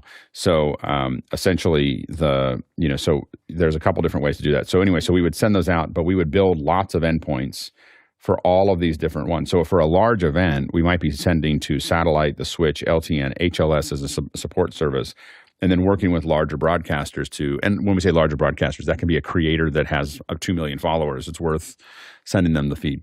And in that case, they are oftentimes just giving us an RTM. They're giving us, this is my stream name and my stream key to YouTube, and can you send me a stream? And then they go live, but we're sending them the stream, and we would just, you just keep on adding instances to it. Now, this is what Corey Benke was talking about. His VBS that LiveX does is designed to do this. So this is what, that this is the large version of the kind of the industrial version of what I'm talking about. So if you want to look at that, look at that in the future or in the past. He did a whole hour on it. It was great. So you can build these out to be a lot of different pieces there. Now, the thing to know is that if you're doing it on hardware, so we've done it a lot on elemental appliances, I can do a lot of outputs from one piece of hardware. I just can't scale it. So when you have to scale it or change frame rate, it is a big CPU and GPU jump. If you just say, I'm going to take this and package it and send it out again, it's not very hard on the computer. So we've done things where we've had up to, I think in one elemental, now it was an expensive elemental, I admit, but we had, I think 16 outputs at one time, out of that machine. And that's a machine at home. Now you have to also have the bandwidth to do 16 outputs, because that was 100. And we did it 16 with the whole ladder. so or not the whole ladder, but like a 5-point ladder. So anyway, so these are the things that you have to think about on how you're outputting these things out. The main thing that you have to do, and one of the things you have to think about with multi-streaming is you're going to send it somewhere to be redistributed. Nowadays, we don't really think about doing it with the hardware on our device for the most part. There are some reasons to do that. You have more control. You have some security. You have, I feel like it's oftentimes it seems to be a better solution, but it's a much more cumbersome solution to have hardware. So, but normally what you're doing now is you're sending it to a location. So you have your show, and you're going to send that once to, and typically this is going to be AWS. And so you're going to send this into AWS, and then you're going to then start building these little outputs that are sending these out. And this is in, typically your Media Live is going to send this out. So like, for instance, we can set this up there's a little bit of complexity that I'm probably not going to get into today about dealing with links and Media Live and Connect and so on and so forth. But you can put these in here, and now you're sending them out to each one of these. It can be Facebook, it can be YouTube, it can be multiple YouTubes. It can be there's a lot of other ones. There's the only ones that are complex to do this with are platforms that don't let you use RTMP. So there are some that. Instagram has been notorious for not allowing this. TikTok I think TikTok does it to some degree, but it's not available to everyone. I know this will sound crazy, but the easiest way to stay inside, there's things called Yellow Duck and other things that allow us to figure that out, but they get stamped on. Like people will turn that, like there's if you're doing an out of spec stream to those, they can get turned off automatically. And Twitch will do it if you're doing, Twitch is another output. If it sees you doing things where you're pulling your chat away from Twitch, then because that's really that's their most valuable thing to them, which I think is crazy because to me, people put in the chats and Twitch is kind of garbledygook. I'm just too old for that. I can't read the hieroglyphics, that are there. I'm too young or too old, or I'm like 3,000 years too young to understand what's going on in Twitch. But if you see that pull, if you go out of their spec, then they oftentimes will attack that. So anyway, that's how we, we're taking our show and then sending it to AWS and then sending it out. Now there are services that will do this. So StreamYard will actually make this available. So StreamYard will, you can go out to multiple things and it'll aggregate chat and so on and so forth. But also Restream will do this. Restream you can put out many different outputs, and it really gives you access to a lot of things like LinkedIn Live and other things there that'll make that work. Also, note that I'm talking about taking a show to do this, but remember that Zoom will do up to 3. So you can have Zoom stream to up to 3 outputs using I believe it's the live streaming beta app. So you download that beta app and you can send it out to different services, but you can also just put in custom RTMPs, up to 3 custom RTMPs, I believe, with Zoom. And so Zoom will do all of that. We'll stream all of those things out. And of course, let's see, and and I guess and Zoom's also like StreamYard, but Zoom's I'm reading text from Andy while I'm talking, so if I look distracted, that's why I was. It's the Zoom's multi-streaming tool can tie all of the chat and moderation across all the platforms into one interface, and so Zoom does all that, and that's not a trivial problem. Like especially with YouTube, token management in YouTube is. I can't say the word on this show. So anyway, it's not a great experience, and so and I don't know why it's so bad, but it is. But Zoom has done the hard work for you there, so you can pull those comments in as well. Of course, we're doing a slightly different thing, which is that we're going to be streaming to multiple platforms from this show. We'll use Mukana to tie everybody back together. So we're not looking at any of their chats. We're just going to tell everyone to come to our chat because it's simpler for us to manage. We have more control. So most people don't do that because they don't have Mukana. So anyway, but you can. So there's a lot of different options about how you push this out. And again, if you have questions about that, go ahead and throw it in there. We're going to start streaming this as early as next week. It's literally all kind of set up. I just have to hand some access over to the engineering team, and so that should be managed over next week. So, but definitely by the end of the year, you'll see us starting to pop up. The first place we're going to pop up is in the other YouTube channels that I have. So Pixelcore's channel, my personal channel, both of which have actually more followers than Office Hours, and so we're gonna see what that looks like when people are watching it across these other platforms. And then the next step you'll see is most likely we'll start to stream to Twitter. And then we'll start to stream to the next one after that will most likely be Facebook. We'll experiment with things like Clubhouse. We'll experiment with things like Twitch. We do expect some nominal increases from going to the other YouTube channels. We don't know what will happen with Twitter. The other ones are mostly we're streaming to them so that we can understand we just want to understand the pipeline for them. One of the problems that you have is that with every one of these, they have different settings. And so you have to set up your encoding differently for every output. So they want a different number of keyframes. They want you to package it in a certain frame rate. Most of them are 30 frames a second, but they often have little bits and bobs that are different between them. So as you set those up, every one of these is slightly different.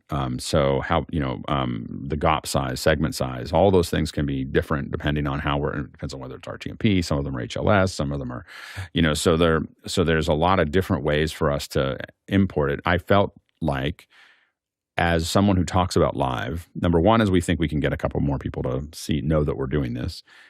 But the big reason for us to do it, and most people do it multi-stream so they can serve their audience where they are. You'll find that I oftentimes want to serve my audience, but I want to bring them back somewhere where they can all kind of interact with each other.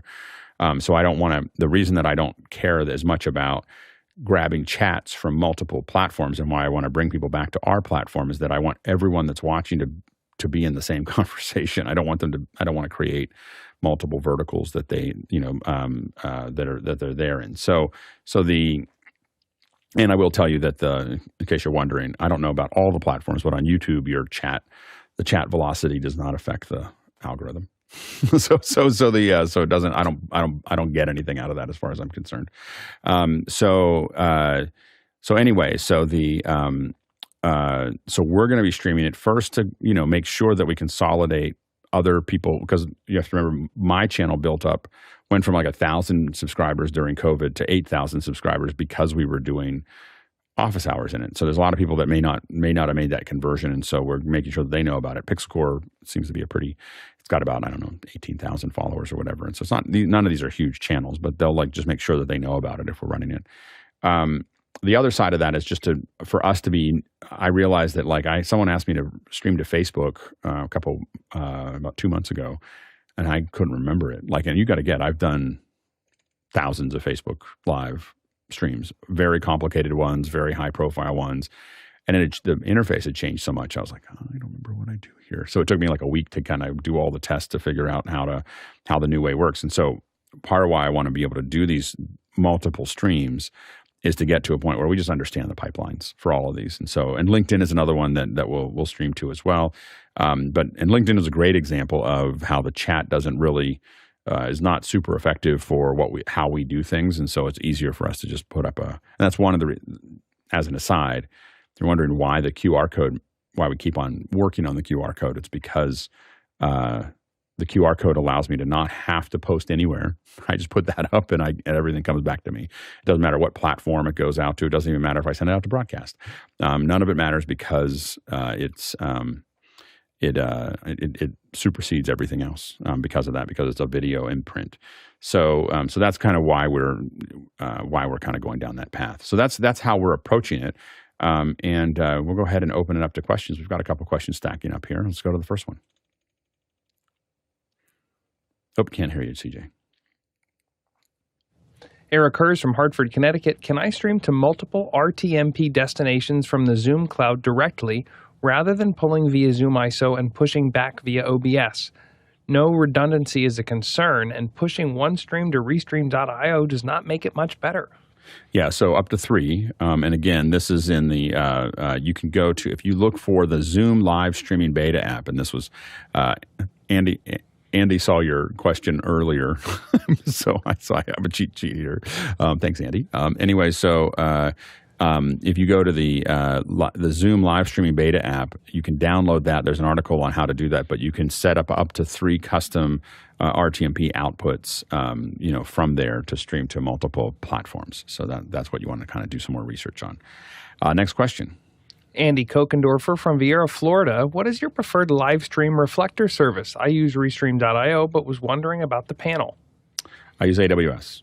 And the reason I use AWS is because, or the reason we use AWS is because it's a lot more scalable and we have a lot more control.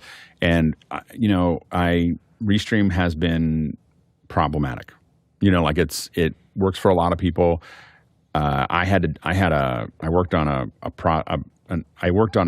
a couple hundred events with one client in 2020, and we use Restream. They use Restream for all of them, and the number of anomalies that I had to deal with, and especially when it came to captions and other things, but just general stability and the big problem that I had with Restream was the response. Like, we're not seeing it on the stream, but Restream's not throwing us an error, so we didn't have proof of, we just didn't know if it was actually working or not, and so that's been the challenge. So we've really focused on it, and we'll do.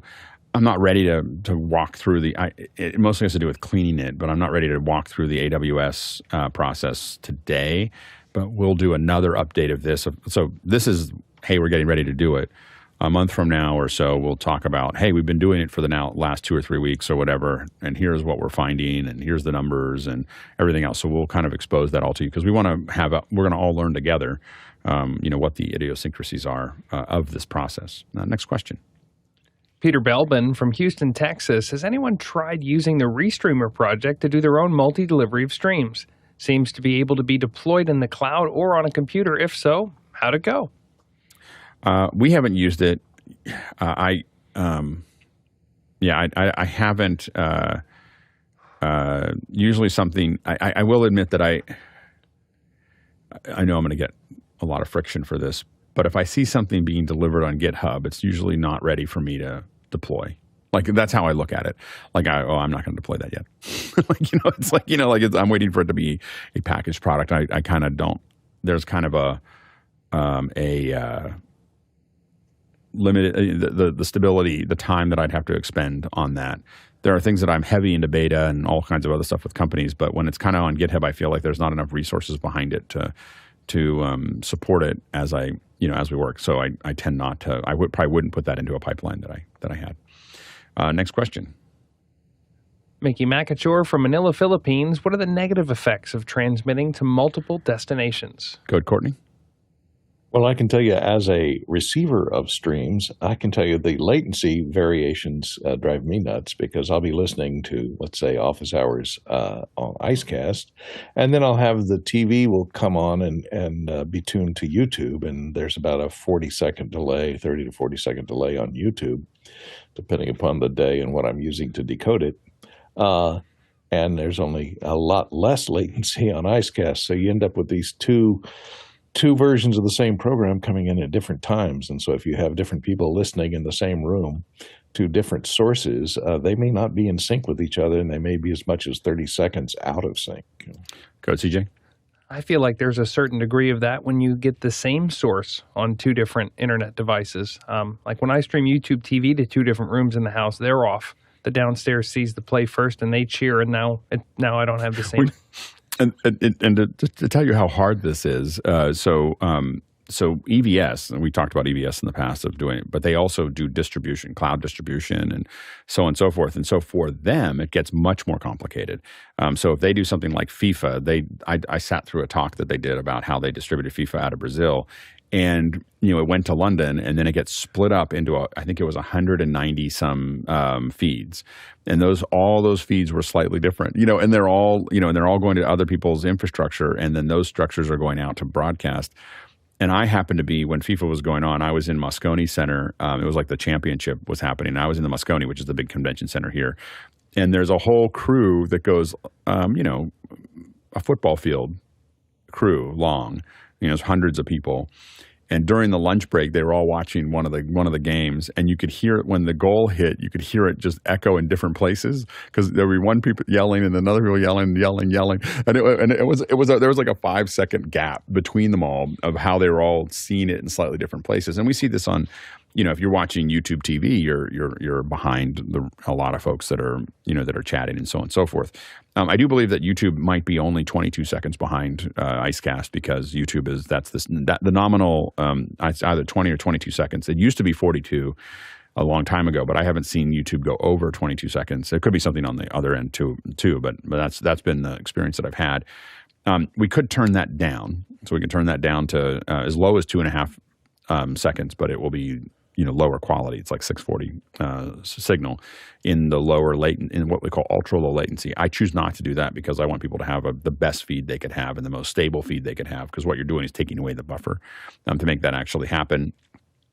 Obviously, the audio oftentimes is grabbed by, we could probably fix the IceCast if we wanted to by having it just grab onto the YouTube stream, and then it would be slightly behind. But right now we capture it from the actual show, and so it is a little bit ahead to make that work. It'd be interesting to spool that to where it lines up. I don't know if it's necessary or not. The other negative effects that are related to this is that you are fragmenting your audience. So when you send the same footage, the same stuff out, and this is a much bigger problem if you're allowing the chats to occur or you're handling the chats from all these different audiences. It's a bigger problem. So one of the things that obviously that QR code that we put in is our way to manage what I consider the number one negative of multi-streaming. This little guy here. That is why we put it in is, months ago. Now, we expected to do this much faster. We expected to put this in, stabilize it, and then immediately go to a bunch of platforms, and then I lost my space. But now we're going to stay with the space that we have. Thank you to John Wallace. And for a couple months, and we're going to allow us to launch this and test this. And so you'll see us kind of go down that path. But but centralizing the conversation is a big piece of what the problem is that you're allowing these folks, and now you have to pay attention to them all. And I, a lot of times when a client comes to me, like, we're doing this mostly to make sure that we understand how to stream as a group. This is mostly, hey, we're doing something every day. Let's figure this out. And by doing it as a practice, we can understand these different platforms more effectively if we're doing it every day. There was a lot of things that when we were streaming to YouTube every day for clients and using Hangouts every day, we could see patterns. We didn't have inside information. We could just see patterns in the platform. So I could tell you the Thursday is the worst day to stream and Tuesday is the best day to stream. I couldn't tell you why. I could just tell you that all of my anomalies were on Thursday. I can just tell you that, like, if I'm doing, maybe, it wasn't hundreds, but it was probably, we were doing anywhere from 20 to 30 major live streams a month for Pixel Core. And you do that often enough, and especially in the early days, you could just see where the anomalies were and where the stability was. I could also tell you that, by doing this, that certain platforms were better at pre-shows and certain platforms. So we found that it was better to do a post-show. And if a client wanted to use all the platforms, we would say, put your core, and they didn't have a specific reason that they were going to use one platform or another. We were like, put your core content in YouTube because that's your largest average view time. Put your this is how we structured it. Put your post-show in Facebook because the token problem in YouTube is a real problem. So put your post-show in Facebook because it was easier for us to grab the questions and manage those questions powerfully. So that's a better place to put your post-show. And then your pre-show was a mixture of Twitter and Instagram. And the idea is that those are kind of disposable content, and it just helps grab those audiences and move them to watch the YouTube stream. And better yet, take that YouTube stream and embed it into a web page, which is what you're seeing us do with this show, so that people are watching that show and then but interacting with what you're doing. And that there's a whole bunch of advantages to that. You want to change if you send everybody a URL and they're watching it there, and you want to change the movie, like something failed with your YouTube thing, which hasn't happened. Knock on wood, we haven't seen a failure on a YouTube platform for a long time, but it happened in the past occasionally. There was a one day, maybe a couple years ago, that you started it was fine, but you couldn't start a new show, for a little while. And so anyway, so those have been the issues. And so, but if you're doing it into a web page, you can just flip the URL, you can flip the embed, and it just changes in the page. And then that was another backup for us. So those are there are definitely negative effects of doing, and it's a lot more work. There's potential for anomalies and, all kinds of other things.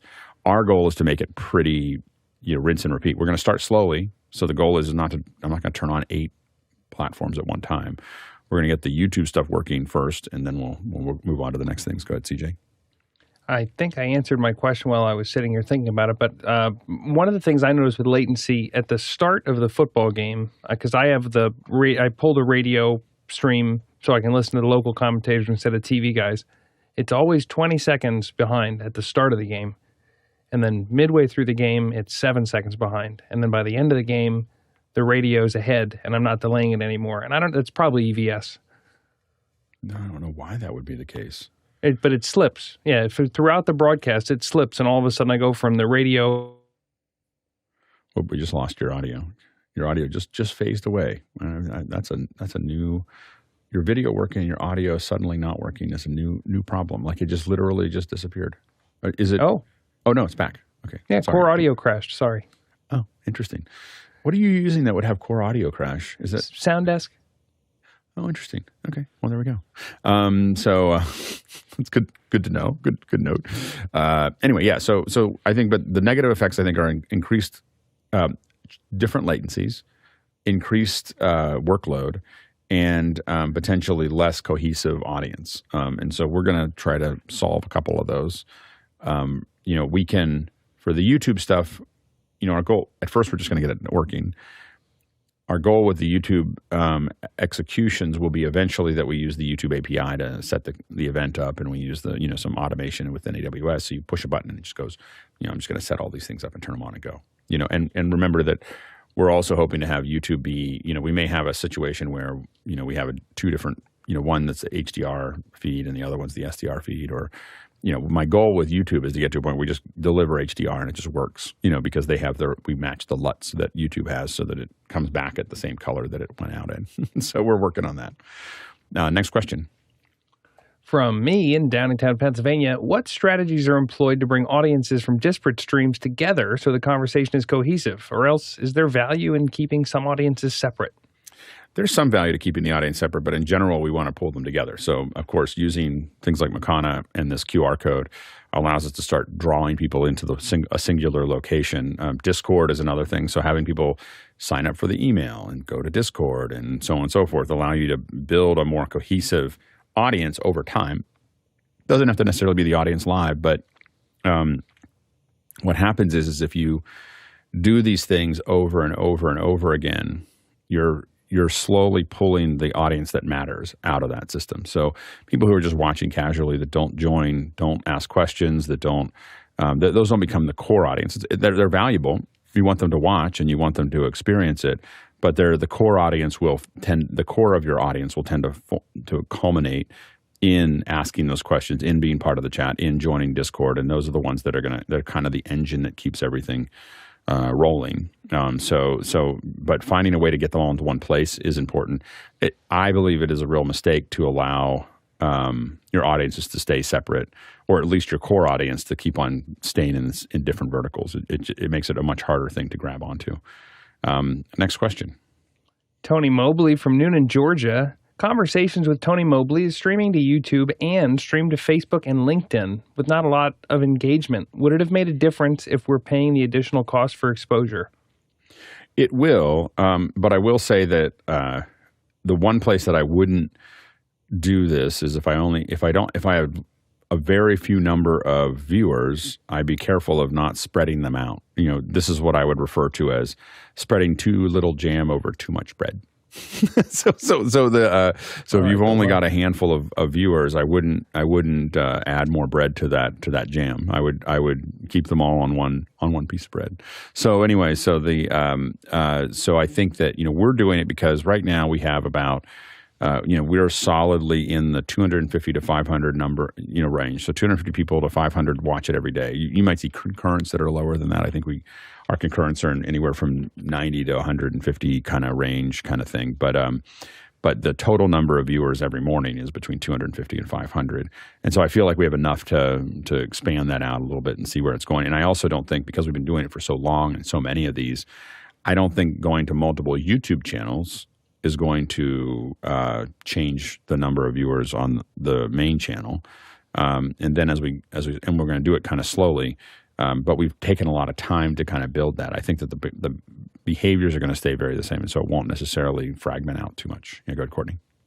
And not being a streamer, I'm ignorant of all these things, but I was wondering, how do you get discovery amongst the millions and millions of podcasts and YouTube channels that are out there?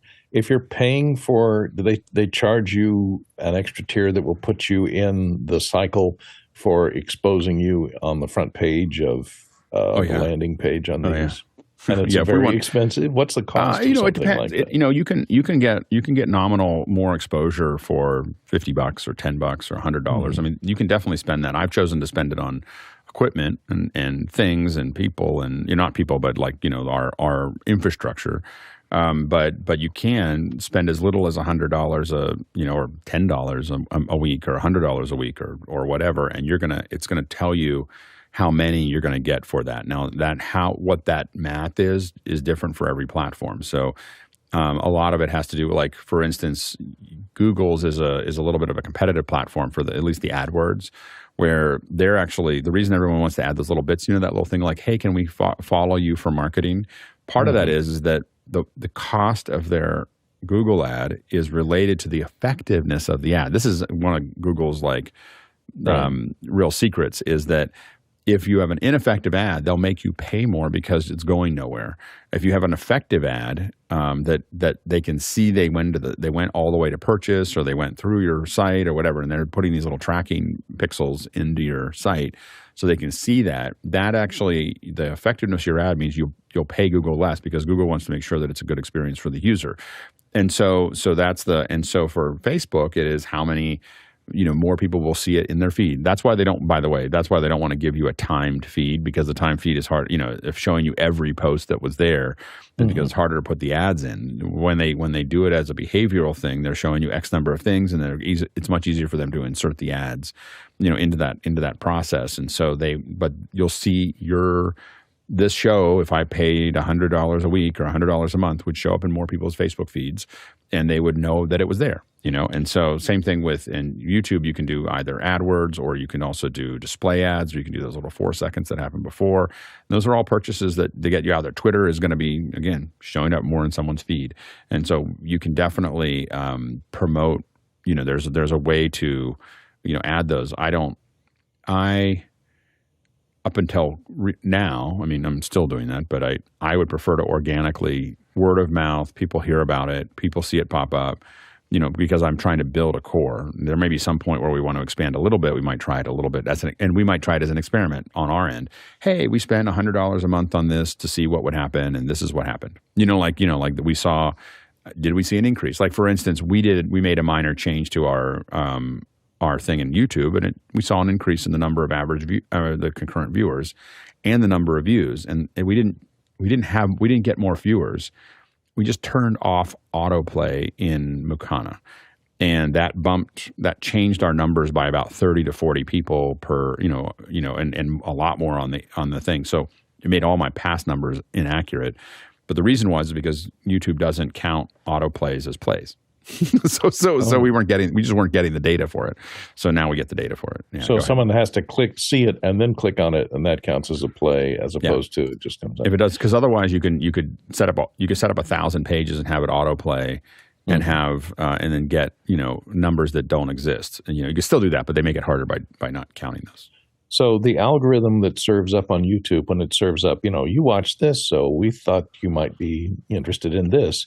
It's not necessarily based on similar content. It may be based on ad dollars that they're getting for those. You may not really. I don't believe that that's the way it works. And we'd have to have Renee come in and talk about it a little bit. But my understanding of that is that it's doing everything it can when it shows you something. It'll tell you it was promoted if it's promoted. There are some it'll pop up that say promoted, and you'll see some there, but it won't just put it into it. The algorithm is doing everything it can to serve you with something that you want to watch next. Like, that is its only focus on that For You page, or the main home page. It's just trying to keep you there. And it's not being, now, once you get into it, it may have a display ad, it may have promoted ads that go down the side. It may have a lot of the things on your home page. I believe that now, if you advertise on those things and when more people watch it, then it might end up on your homepage. So it may, promoting it gets it on more people's homepages, but I don't think that you can advertise your way to the homepage. Now, you can do a takeover, which is you'll see a big banner that goes across the top of Live or across the top of YouTube, and that's super expensive. So it's like, the top. I don't know what the numbers are, but they're in the 6 and 7 figure range. mid 6 or 7 figure range to get that kind of, like you see someone like one of spending some those real Super money. Bowl ads that costs $3 million. Now, sometimes those for are 30 partnerships seconds. and so on and so forth, but those are pricey. Yeah, go ahead, CJ. I'm just tickled that the autoplay turning off was successful, because now when I leave for a week and I leave my Mukana open on my home desktop, it doesn't say that I watched everything, because I just don't know where. Yeah. No, I didn't watch that. Or did I watch that? Wait a minute. Yeah, it was something. It was an oversight on our part. I don't know why we did that, because I knew better. I just didn't. The problem was I wasn't going. I go to the light version a lot because it's in the show. So if I open it up, I just don't open the full version very often, and so that was why I wasn't noticing it. Next question. Pedro G. Gonzalez III in Oklahoma City. My method's simpler. I just run multiple instances of OBS on the same machine. Granted, you'll need a good machine to be able to handle it all, but it works. What do you guys think of this simple syrup approach? We've definitely done it that way. I mean, we've definitely streamed to multiple things from the same software. There's a couple challenges with it. I mean, one is that number one is you need a really beefy machine. Think about how much you spend on that machine, and then think about that sending out to multiple locations from AWS costs $1 an hour, or $1.50 an hour, or something like that. How many times are you streaming, and how expensive? How many AWS how many AWS streams would you need to do to pay off that piece of hardware and before you bought another one? And so also you're putting a lot of pressure on your machine. If your machine's going over, we would say over 60%. As a production person, if I see my CPU go over 60%, I'm trying to figure out how to alleviate that. If I get over 75%, I'm panicking. So you got to look at where you're at from your machine. You may have a powerful machine that can do all those things, and that's fine. Especially if you're not rescaling, you definitely could probably do it. But that would be the thing to do. You also now need all that bandwidth at the location that you're in. So if you're doing 8 streams and you're doing them at 10 meg streams, that's 80 megs a second up that you need. Whereas if you send it out to the cloud, you're sending one 10 meg stream out and then sending it out everywhere. And so that's the big advantage of that. Go ahead, CJ. And Pedro, if the simple syrup approach is working for you, I think it sounds pretty sweet. Yeah, absolutely. Next question. From Rani Hofso in Tromsø, Norway, livestream.com is now migrating into vimeo.com. But what about existing content at livestream.com? Will that continue to work on the old URLs? I think it will. Knowing how Vimeo and Livestream work, I don't think they're going to downgrade your ability to get to those things. They're just converting over so that all the new stuff sits over at Vimeo.com.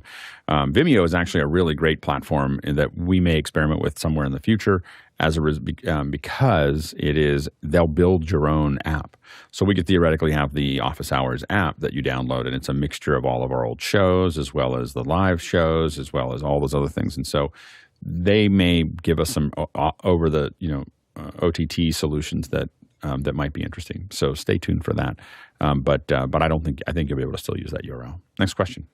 Mickey Makature in Manila, Philippines. Why should the community broadcast Office Hours to multiple destinations, and how does this affect Office Hours both as a show and a community? So the goal is to make sure that there's a couple goals to this, and it's a very, very good question. Number one is that there are probably some communities that are in multiple locations that we can, people that just don't know we exist.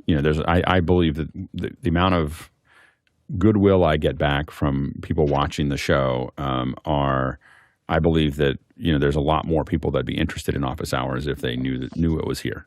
And we've done very little because I've been mostly working on. We've been working on quality of the show and the quality of the community and everything else. And so we haven't made any attempt to grow quickly, and we're still not going to make an attempt to grow quickly. But we're just simply putting it out there to make sure that the first ones in YouTube are making sure that other people that have followed me or followed us before know that we're there, and so, and by doing it repeatedly over those platforms, they'll know we're there. The same thing with, there's potential for people that are kind of birds of a feather learning about it if we're streaming. Like, for instance, I haven't streamed this to LinkedIn. It'll probably be the last one I turn on. Not because LinkedIn's not a great platform, because it's my most, other than Office Hours, which is the most important community that I feel like I'm part of, LinkedIn is is in the next 2 or 3. There's a couple other communities on Discord that I value a lot. And then there's LinkedIn, and LinkedIn is like 4,500 people that I am pretty connected to. So it's the last one because I want to make sure everything's working. But the potential of a lot of those folks being interested in what we're doing is very high. They're connected to me and they're in a similar business. So the chances of them being a lot more being interested, it's just a matter of us exposing that. The goal is to continue to bring them back to Mukana, continue to bring them back to our Discord, the ones that are interested. Like we're out there in front of them and letting them know that we're there, and then bringing them back to our thing. We may decide somewhere in the future that it doesn't make any difference, and we're going to stop doing that. But we do want to make sure that what we're doing, as we have, by increasing the number of people watching every day, it increases our market leverage, and that increases who shows up and our viability and a lot of other things. And so there's a bunch of advantages to doing it, but there are some risks, and that's why we're going to do it very slowly and gingerly and it's why we've taken so long to get to this point. Next question. Todd Reynolds in North Adams, Massachusetts. What were your takeaways from YouTube's LiveCon, to which Office Hours was invited? There were several presentations on simulstreaming and multi-streaming, including decreased latency. I'm very binary about. I didn't get to watch a lot of it. I have to admit, I posted it for everyone to go see, and I'm going to try to go back and watch some of the records. If you registered, you were able to go back. You're able to go back and look at it. I think that some of the simulstreaming that was there, I kind of skipped through it, and it probably wasn't the approach that I would take. I guess that's the way I would say that.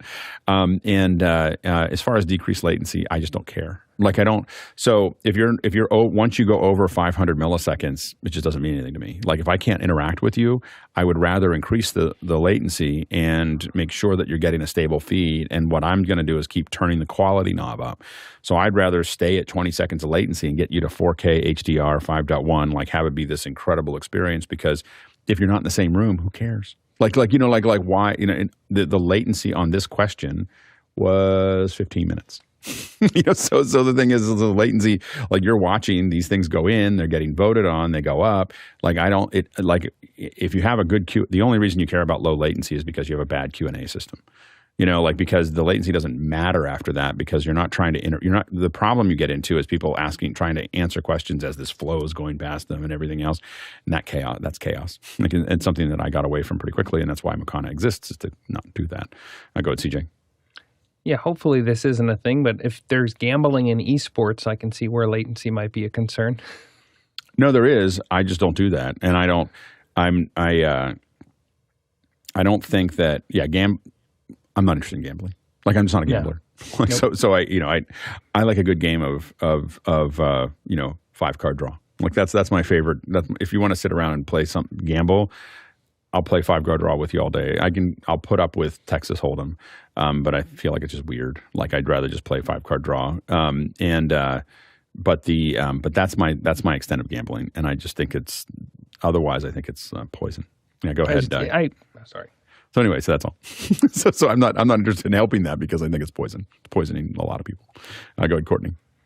Yeah, the thing that latency does mess me up sometimes, because sometimes when I can't be on the panel, I'll watch on the full version of Mukana, which has the YouTube feed in the window. And so, and I'll want to comment on one of the questions or answer one of the questions in the chat, which, obviously isn't on the air, but a lot of times by the time I hear the question on the Mukana and I type it in the chat, you've already moved on to the next question. So that latency kind of causes a problem in the flow of answers that people that are not on the panel are putting into the chat, because sometimes it gets out of sync because the latency of YouTube. Yeah, one of the things, it's been a conscious thing. One of the things you may have noticed, or I don't know if people notice it or not, what we do, we talk about things a lot and then we don't, and it's kind of invisible to folks, is that we've slowed down the conversation. So you may notice that our question velocity is slowed down by about almost 50%. So we're now answering 15 questions an hour instead of 12 to 15 questions an hour instead of 25. We got some feedback from a lot of different people that were really senior in our group, that they really wanted us to chat more and not be quite so bang, bang, bang. And so you may find that that's less of a challenge because of that, but we'll see. Next question. Craig McFarland in Boston, Massachusetts. For those that don't have a Mukana system, is there a chat consolidation management tool to read and respond to multiple chats? Yeah, you can do this with StreamYard, Zoom, Restream. All of those will aggregate it. The only difference there is that they're aggregating it and then I think you can respond. You're still staying in these towers between them, so they're not requiring people to consolidate themselves. So you'll keep on. All your audiences will stay where they are. Our goal is to take all those audiences and take the ones that are the most interested and pull them out, get them back into our system. So we're doing what I would call a high quality extraction process of the best of each one of these, and allowing the people who are most active, most interested in what we're doing. We want them to be in Discord with us. We want them to be in Mukana with us. We're meeting them where they are, but we're then trying to persuade them. It's kind of a Pied Piper approach. Next question. Josh Kaufman in Pittsburgh, Pennsylvania. What is the best way to customize each restream for the target destination? What is the low-hanging fruit? And what customizations require more extensive equipment and preparation? I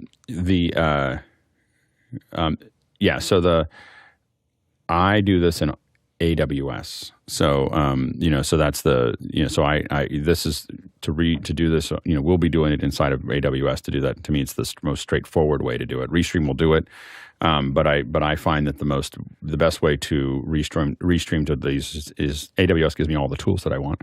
Restream, I know I'll hit a cap really quickly, and same with StreamYard because I'm trying to do higher quality streams, and so because of that, I'll hit a bunch of things that they don't think their consumers need. So I'm not going to do that.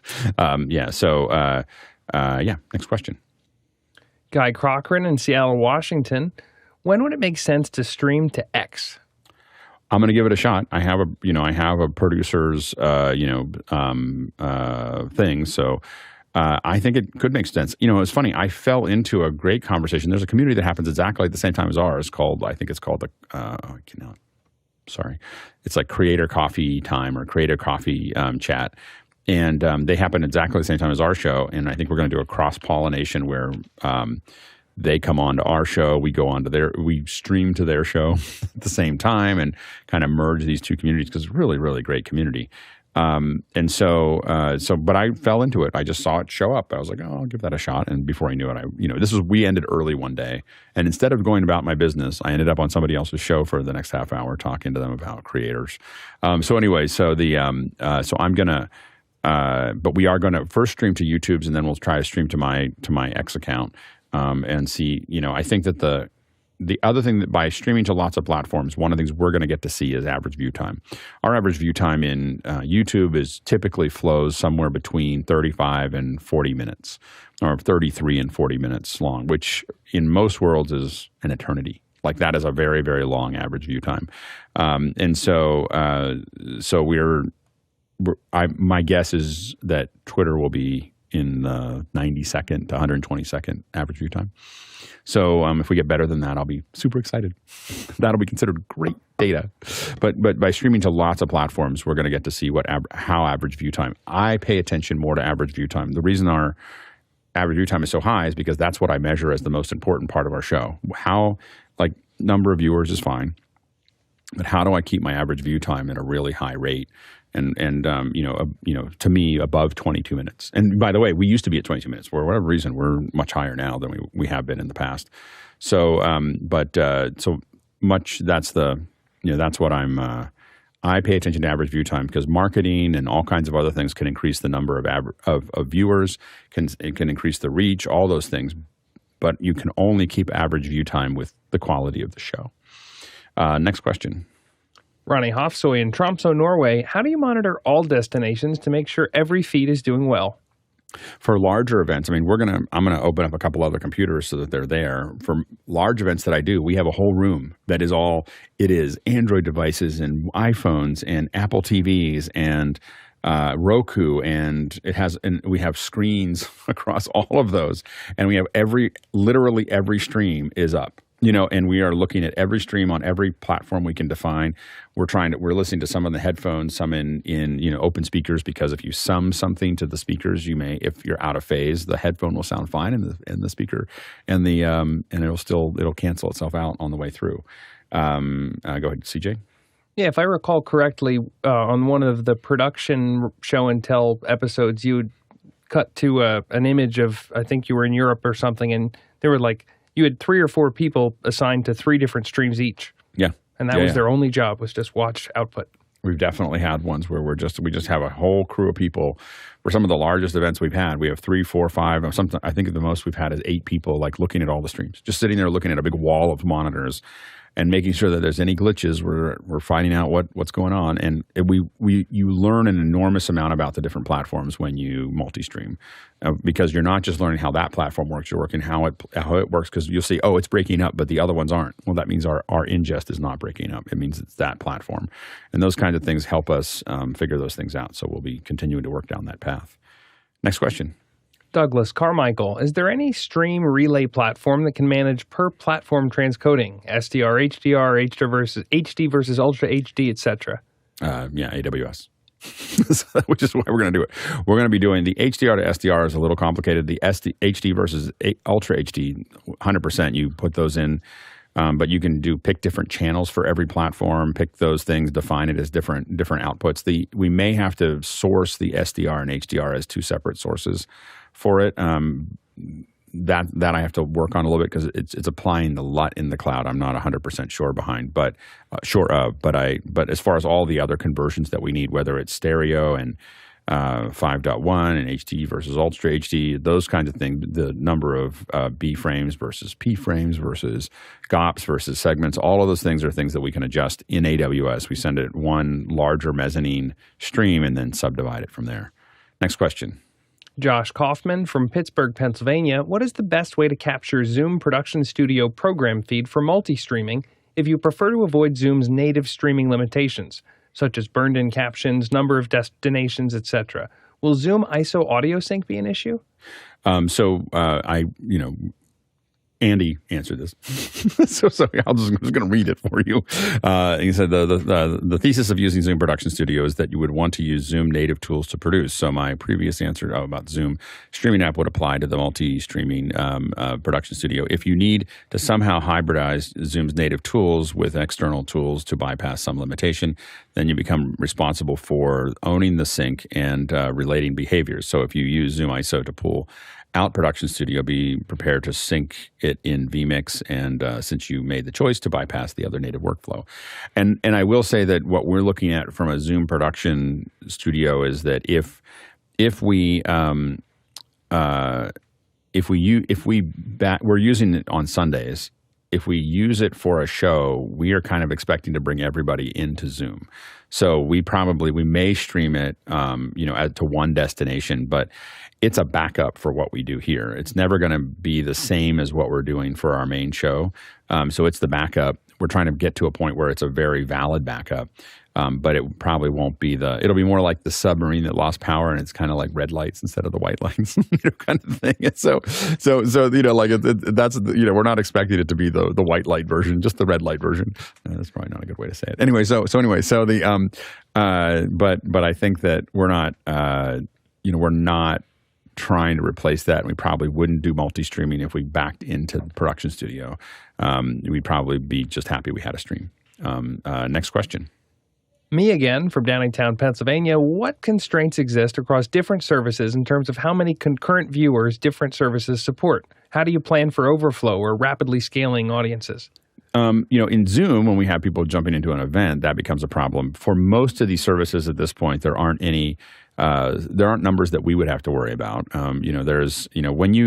Everything can handle under about 2 million viewers pretty effectively. They may get a little, because they scale up pretty well. I don't know about Twitter. Twitter might break up a little bit. We saw some Twitter anomalies at 60,000, 80,000, somewhere in that range. We started to see some glitches in the system. And so it may not be able to scale. Twitter's infrastructure is not super stable. So YouTube, we know, can go into the 10 million range, or 8 million, 10 million. It's done that in the past. And it does so many streams that it doesn't matter. And I know that, Facebook has done, north of 1 million people. So most of these those are big numbers. Like, there's only a handful of companies that garner those kinds of views.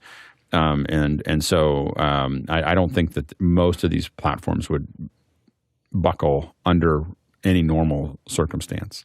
But it is also the advantage. Usually what happens is something happens with the ingest, but these CDNs are pretty well known. A lot of them have peering. It works pretty well. Next question. Craig McFarland from Boston, Massachusetts. How do you coach the talent not to mention specific stream viewing locations, assuming it would confuse some viewers? Yeah, we try to keep the talent as invisible to it as possible. Like, that's why we use, I mean, there's another version of Mukana that actually scrapes questions from YouTube and Facebook and Twitter, and we'll pull them all together and do what Restream and Zoom does and everything else. And then, so they just look at the stuff that we're exposing to them. They don't look at the raw platform ever. Like, they just never see it. Like, you're in a show and on a teleprompter, you have things coming up, and how it gets there is not your problem. And so that's kind of how we separate that out. They're not looking at YouTube ever because we're scraping those. We just don't like doing YouTube because the token system is so, I mean, a big reason that we got into doing our own and really pushing people away was the token system on YouTube was so bad. So restrictive. But that's how we keep them away from the platform altogether. They just think about it. It's a show. It's going to a bunch of places, and we'll give you what you need to be effective. Next question. Guy Cochran with a follow-up to Mickey, I think. What are the positive effects of transmitting to multiple destinations? Yeah, I think that increased exposure and increased knowledge of how these different, for us, increased exposure is part of it. And a big piece of it is also increased, we will know more about all these platforms individually because we're doing it to all of them. And again, we're going to do it gingerly. If we're having trouble with something, we're going to stop. If we don't have enough resources, we're going to stop. There's a bunch of reasons that we'll this will be a very slow thing over the next 2 or 3 months. But when we eventually get to a point where we're streaming to 6 to 8 platforms, we're going to know a lot about those platforms, and we're going to come back and talk to you about them and answer questions. And we're going to say, well, Facebook's good at this, and YouTube's good at this, and we'll know all the different settings and optimizations and what we can and can't do. And I think that's a really valuable lab, given that we're doing this every day. Like, it's just for us as a group, knowing how all these platforms work, whether it's Zoom's internal process to all these other ones, I think it's a really valuable knowledge base that we're not getting right now. Next question. Last question from Josh Kaufman. What is the best way to responsibly manage partners' stream keys? For the most part, we don't. I mean, they'll send us those keys. Usually, we really reduce the number of people that have access to them. And a lot of times we don't even manage they send us the key. They can always change the key to make that actually happen. And so that's kind of how we manage those. But we try to, usually there's one person in our team that has access to those keys. What we definitely don't do is send them out to lots of people. so that tends to be, when we're doing it for commercial production, we'll have a handful of trusted partners here that will be able to do it. There you go. Well, that, again, another show that I expected to last about 10 minutes, and it was great. And we had a kind of a cozy little conversation here today, which was great. I want to thank Richard for jumping in and being part of the first hour. It really made a difference. I think he had some great input, and it's great to see Richard. We don't get to see Richard on the panel very often. So it was really fantastic to have him here. So I just want to reach out, mention Richard jumped in, I think partially because we didn't have a lot of panelists. And so today, and this is what happens. If you're interested in being a panelist, of course you can sign up, and we'd love to have you. We every once in a while have a kind of a small panel. This one went great. So it's proof that we can do this panel in many, many different sizes. And so I think that we just want to thank the panelists. Of course, we can't do this without you. We can survive it on some days without you, but it's a lot more fun when there's a lot more panelists. So definitely jump on. So thanks to the panelists. Thanks to the producers for all the great questions. That was a great 2 hours. Incredible questions for the second. I was, again, not sure how this was going to go. It happens often recently. It went great. So really, really great questions. I think we all learned a lot talking through this stuff. So thank you for your great questions. And thanks to the incredible team that does this every single day. 7 days a week, there's a team making this happen. And they're putting the show together, developing the show, managing the show. It's just, it's an honor to work with everybody here. We traveled 91,000 miles in the Tlaloc traversal. This is how many miles we would have had to cover if we all went from one place to another. Think of the carbon impact of that. Traveled 91,000 miles, 146,000 kilometers, and that is 720 million bananas for scale. All right, let's go ahead and jump into After Hours. You count all those miles back and forth to Ireland today? But think of all of us. There's hundreds of us getting on flights, and then we're going to go, let's go have Tlaloc answer a question, and then we have to get on the plane again. Let's go have this person answer a question, that would take a long time. Yeah, we'd all be sick with COVID too. Yeah, So I had to buy the bananas in a 12-pack. I don't know what to do with the rest of them. You put in Discord, say you have extra imperial bananas, and then we'll have more and more people with bananas. Yes, we have more bananas. Have more bananas today. Yes. How's your back, Alex? Back is fine. Foot is still halfway out of the boot. Oh, I just meant from carrying us. That's good. Yeah, This was good. It was a good show. It's good. I'm glad Richard came in. I hear that Irish. I'm working my Irish accent whenever he's here. It's great. Great lilt. All right. See you guys. Cheers.